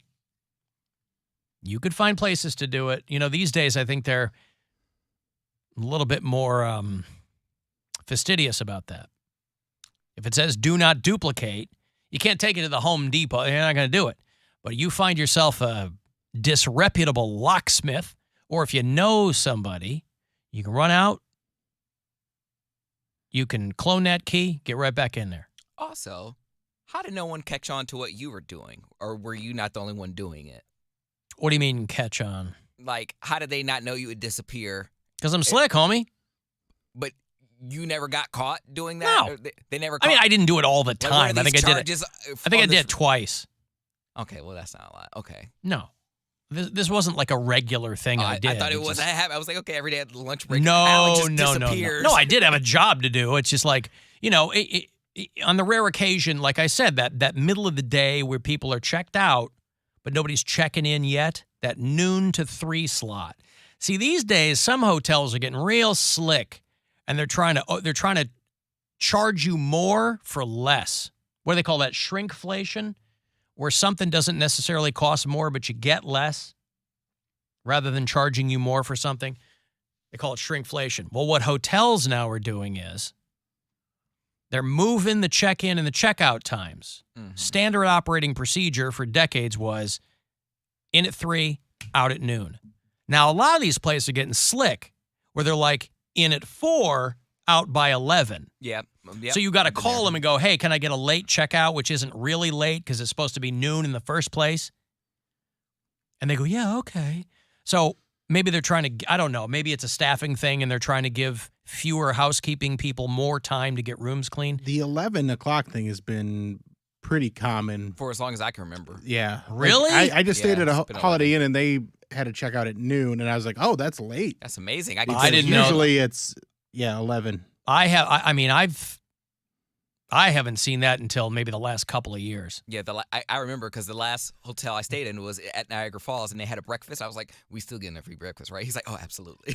I was like, "I'll wake up early for it," because he couldn't get me out of bed before 11. I keep telling McBoyfriend that I'm evil before 11. It's not personal.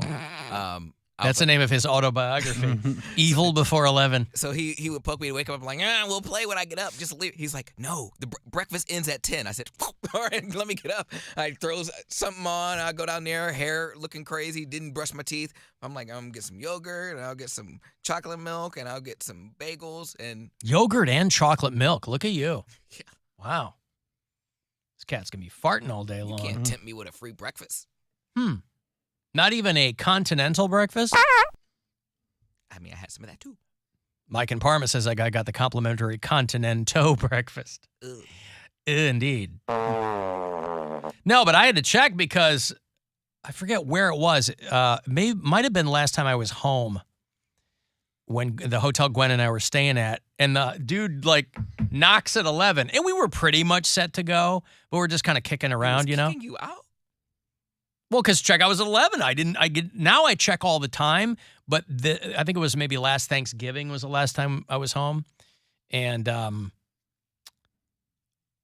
guy knocked at 11. And he's like, cool, you guys gonna? I go, yeah, we're good. He goes, okay, checkout's at 11. I go, sorry, homie. I said, yeah, we'll be out in a few minutes.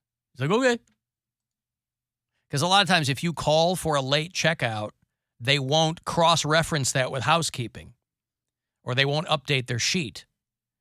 So they come, even if it is noon, they come knocking at 11. And I'm not trying to get salty because I did that gig back in the day. I mean, that's housekeeping. I was the front desk manager. But sometimes they got to call you up and they go, hey, you got to roust this dude. Some people don't want to leave. I was going to say, I have friends that worked in the hospitality business, and they said that there's always like a hall of shame, like the worst room they've ever cleaned or the worst clients they've ever had, and they all talk amongst themselves about their experience. Yeah, there's that. Does every hotel have that? Probably, yeah, because people are animals. You know, I mean, if it's They're like hanging up in like the break room, like, guys, you got to see this room, or well, poop everywhere. Cleveland, there's always things going on in Cleveland, understood. But, the local hotel industry probably is focused on things like, oh, my God, there's a convention this weekend, or next month there's X, Y, and Z.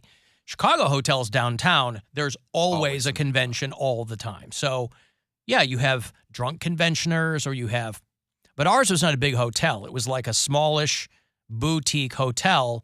We had a guy who lived on the top floor. That's where he lived. And then the rest of it was hotel. He paid whatever. He was crazy rich, old, senile, whatever. He would walk around in his robe. Hi, Mr. Weiss, hi.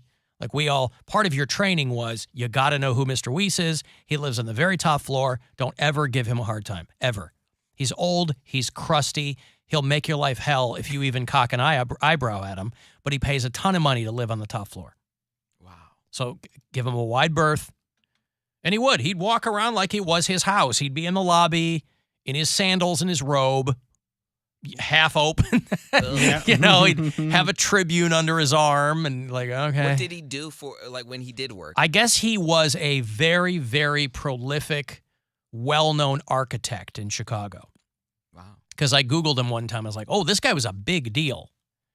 But he was old by the time he got to our hotel. Our hotel's not even there anymore. It's like a Best Western or something. It was called the Richmond Hotel back in the day. And, yeah, he lived on the top floor.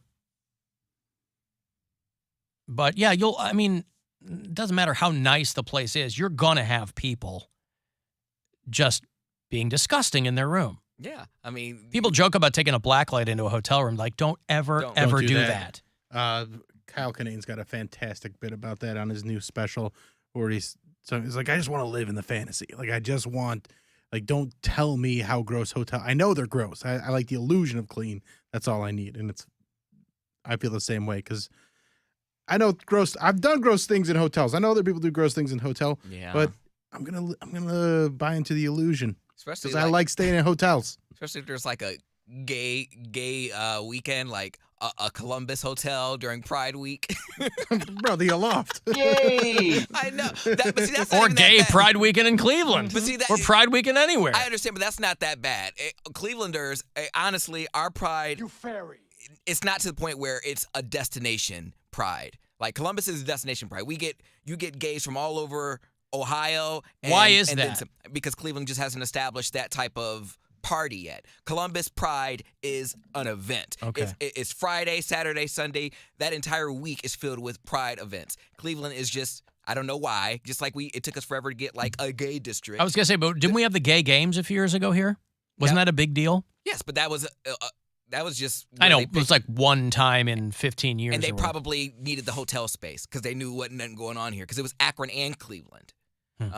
But for what, I don't know why. But they've upped their Pride here in Cleveland because they do flat out Pride, and that's 2 nights now. That started as 1 night. Yes, but I gotta host it. They're building it up. Yeah, I gotta host it solo this year because Poundcake's busy doing a wedding, so I gotta. I'm black and I'm. I think gay. you did it solo last year because I was busy, and this year I'm hosting Flat Out Pride. Well, I'm gay. Why did I ever get asked to host Flat Out Pride? I think I did ask you to. Do you want to? No, but a guy likes to be asked. I think I did ask you, and you said no. Yeah, I did. Because MC Wettings is working? Mm-hmm. Yeah. Yeah. Okay. So I have an event already scheduled, but I think I'm still available for Columbus Pride. And you make yourself available for Columbus Pride. And that's the thing. It's a destination. People come up from West Virginia. People come from Indiana. People come from Pittsburgh. Don't you go to Chicago Pride or no? I've never been to Chicago Pride. Really? I've never been to any Pride outside of Ohio. Oh, I didn't know that. And I make it a festivity when I do go to Pride in Columbus. Like, I went with Fancy the last couple times. I've gone with my gays that I lived with at the time. And I know what I did. Fancy got that ghetto hotel. Man, we had to have the heat with us because I was scared. Yeah, but aren't a lot of these stupid drag ordinances going to cut in on things like Pride? Not in Ohio. They don't have anything like that in Ohio? No. I bet they're trying. Not at Short North. And even if it's still, they wouldn't listen to it. I'm just saying. I mean, there are a lot of cities in states that have those anti-drag legislations where they're like, this is really going to cut into Pride. Because no dude is going to want to be on a float with anything even remotely resembling a dress or anything. They're like, I don't want to get hauled off, man. I'm just trying to live my life. No, that's not. I mean, they could, but I just don't think it's going to be a thing. For reference, Columbus itself in Short North has a street named after a drag queen that was on RuPaul's Drag Race. That is like her claim to fame. And she hosted Sounds like a recent renaming. It was. It was just recent, but it's still a street nonetheless. So they're very progressive there. And years past, before I stayed in the sketchy hotel that Fancy booked, we didn't go down with the hotel at all. It was find a guy to sleep in his hotel room. That's exactly what I did. I didn't have a place to go. You go to Pride. I thought that's just what you do. I didn't know any better. Oh, I mean we go down there, flirt with the guy, and sleep with him, and therefore you have a free hotel stay. I was like, what? You guys don't do that? You guys book rooms in advance? You don't just saunter your way into some rando's hotel room. And that was, again, links back to my anxiety. This is why I'm afraid for myself now. I'm like, now I double and triple check and make sure everything goes through, because I would totally leave with a guy, walking down, go to his hotel room, and my phone would be on like 5%. I'm like, okay, well, I'll just turn my phone off. So if I need it for emergencies, I have some battery left. No one can contact me. No one knows where I went. Hopefully I'll be alive to turn my phone on again. And that's what I would do. This is all over. I slept with a guy for his hotel room, and it worked. Luckily, nothing bad happened. I got away with it those couple of times. I am not gay. I have relationships with women and sex with men. And I got news for you. That means you're gay. Oh, the great Ice-T. There he is. I like when, like Columbus tourism or whatever. What is the gay neighborhood in Columbus? They just have the Short North Arts District and the Ohio State University campus. Yeah, we have so many gay students that it constitutes a gay neighborhood. See, it was funny because Pride at OSU coincided during Pride, because I went down, I was there for Pride, and the guy that I stayed with, he was actually there for his cousin's graduation the next day. So he was like, "Ugh, you got to get out of here." He was like, "I got to get ready to go to graduation." I'm like, "Okay." And I found my once friend car, and I was like, "What hotel are you guys in?" And then I had to go find their hotel. But yeah, he went to graduation the next day, right before we did the dirty, or right after we did the dirty at Pride. Why is it got to be dirty? I guess the way you guys did it. Well, it was a night of drinking and partying. You should go to it. You should go to Pride Week in Boise, Idaho. Pridaho. Listen, if they don't call it that, they're missing out. Missing out. Yeah, you're lucky. That's a freebie. I put the hoe in Pridaho. I've got to take a break. We're going to roll run 6, get you ready for first pitch. Guardians, Tigers, right around the corner at Progressive Field tonight. You'll hear it here on MMS and on the iHeartRadio app as well. You can leave us a message there if you like, and we'll be back. It's the Alan Cox Show on 100.7 WMMS. And everywhere you go on our free iHeartRadio app.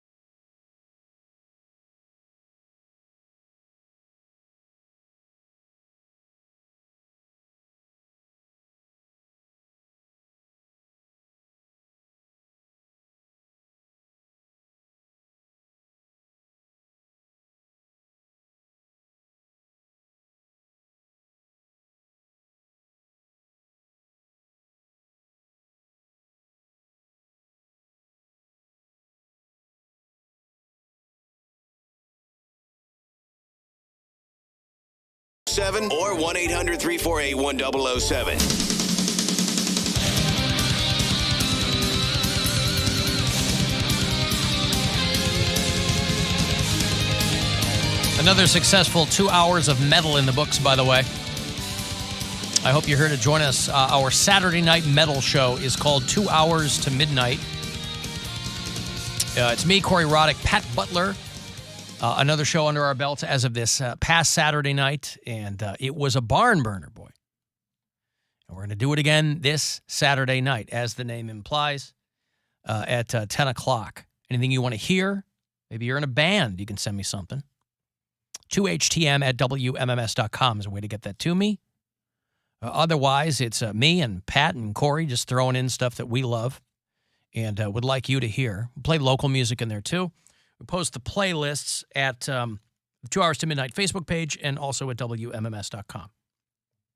And it is only live. There's no podcast version of it, so I hope that you are able to listen to it live. The perfect end to a Saturday night. And sometimes the first couple of minutes of Sunday morning. I saw a headline that I thought was a joke because I didn't understand the term. Flats East Bank sets sight on becoming Cleveland's second designated outdoor refreshment area. I didn't realize that that was a term. You know, they're doing that right around the corner here on East 4th. Mm-hmm. It's what's called a DORA, D-O-R-A, a designated outdoor refreshment area. Terrible, terrible name. But it's where you can walk around with an open container. It's very European. And it's kind of a double-edged sword. On the one hand, you know, gets people having fun, being outside. On the other hand, it gets people having fun and being outside. And they're going to try to do this in the Flats East Bank. Usually the main people who complain are people who live around places that do this.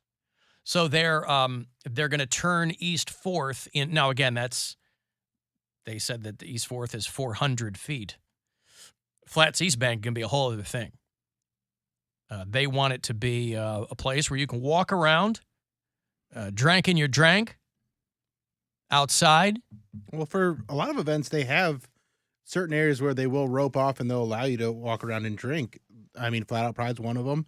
I've done some like tequila fest and stuff like that down there. But those are like special permits. Right. And so I'm saying that it's a good place for it. So I'm glad that they're moving in that direction because I think it will get even more people down there. Well, and that's the hope. You know, obviously the people who have businesses anywhere are trying to get back to pre-COVID levels. And that's a lot of places have not done that. Probably most places have not done that. And also there's the added weirdness of places that have a patio, and one of the chefs quoted in this article even alludes to this. You can stand on this side of the patio and have a drink. You stand on the other side of the patio, you know, outside the stanchions there or whatever, and you're breaking the law. So there's a lot of things that will go into it. You probably got to have more cops around. You got to worry about, one of the concerns I think down there in the Flats East Bank is people just walking over from like a Browns tailgate with their cup. Yeah. The restaurants want you buying stuff from them. Right. So I remember there's some compromises in there, you know. I remember one year for Pride, they had it was just like a little square of where you could drink outside. It was all gated in. I remember all the gays.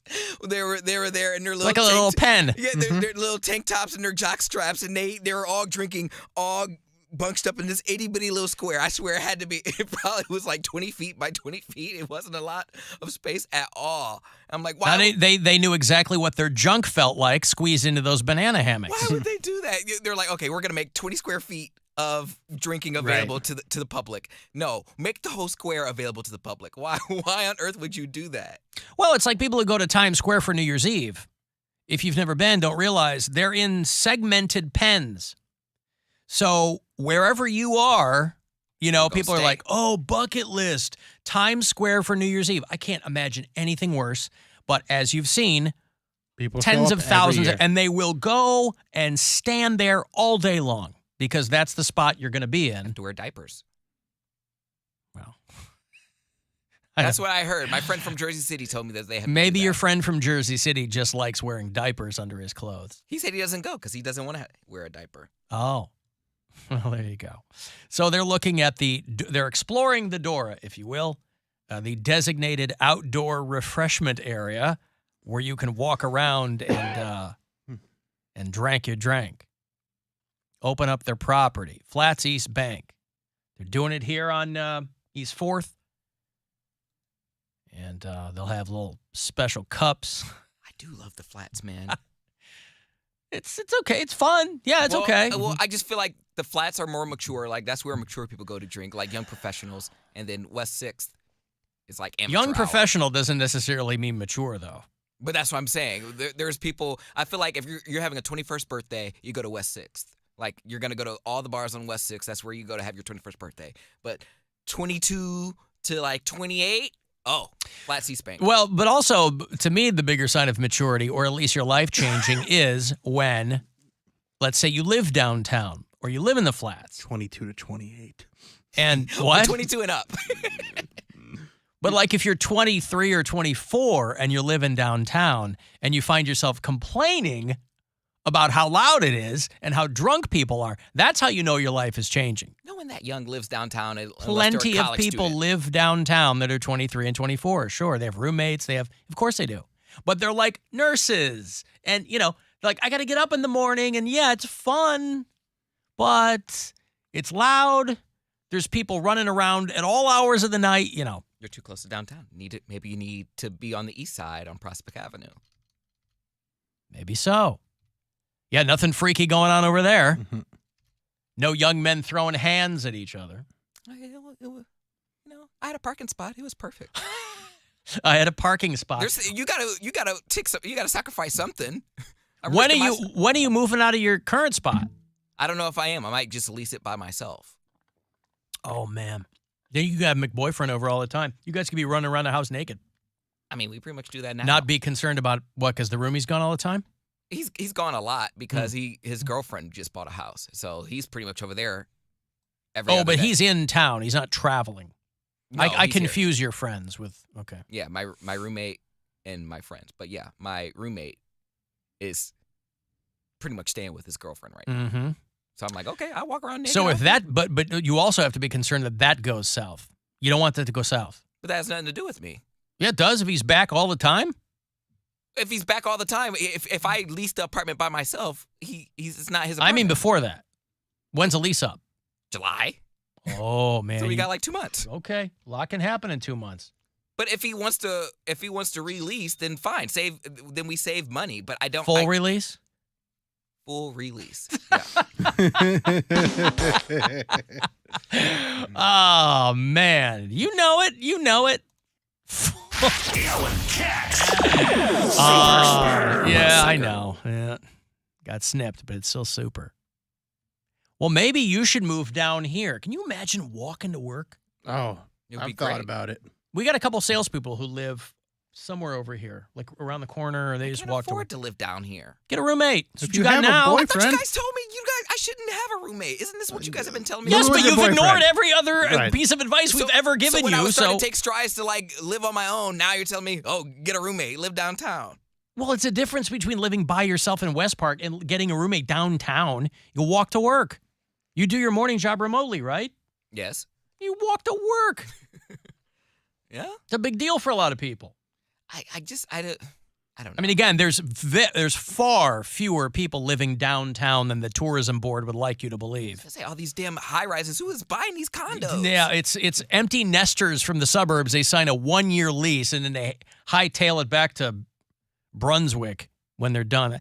Oh, the kids are out of the apartment, the house. Let's go live in the city. And then they come down here, sign a 1-year thing somewhere, realize how goddamn loud it is. And they're like, oh, we kind of did like it out in the sticks. That's what all these places have to contend with. I do love the access, though. Like, I love being close, a 5-minute drive from anywhere I want to go. Like, anything. 5 minutes to anywhere you want to go? Well, like, Studio West 117. Yeah. And then, like, 117's right there. Yeah. Lakewood's right there. Orange Theory takes me about 7 minutes to get there. So, I like the location, and I'm close to all the highways. What do they say in the real estate game, Bill? Location. You're not Bill.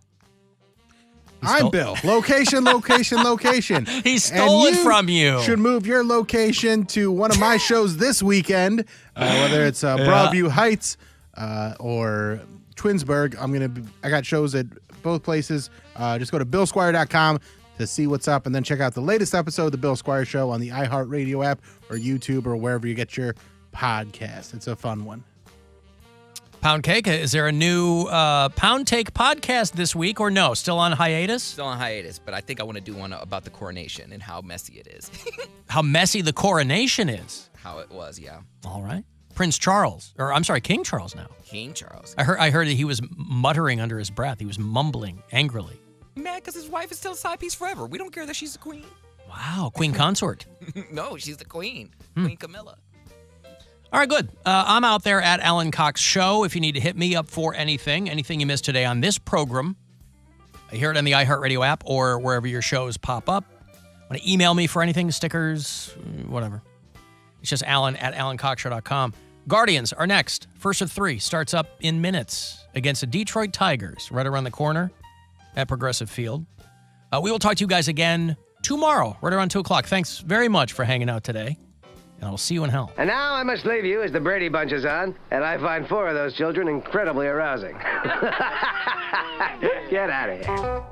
Be careful of what you say. Be careful in every way. Be careful of what you do. Big Brother is watching you. Be circumspect and discreet. Stay light on your mental feet. One slip and you know you're through. Big Brother is watching you. Conform with all directives. Remember, obedience pays. And when you watch that TV screen, remember it works both ways. You'll disappear in a wink unless you can double think.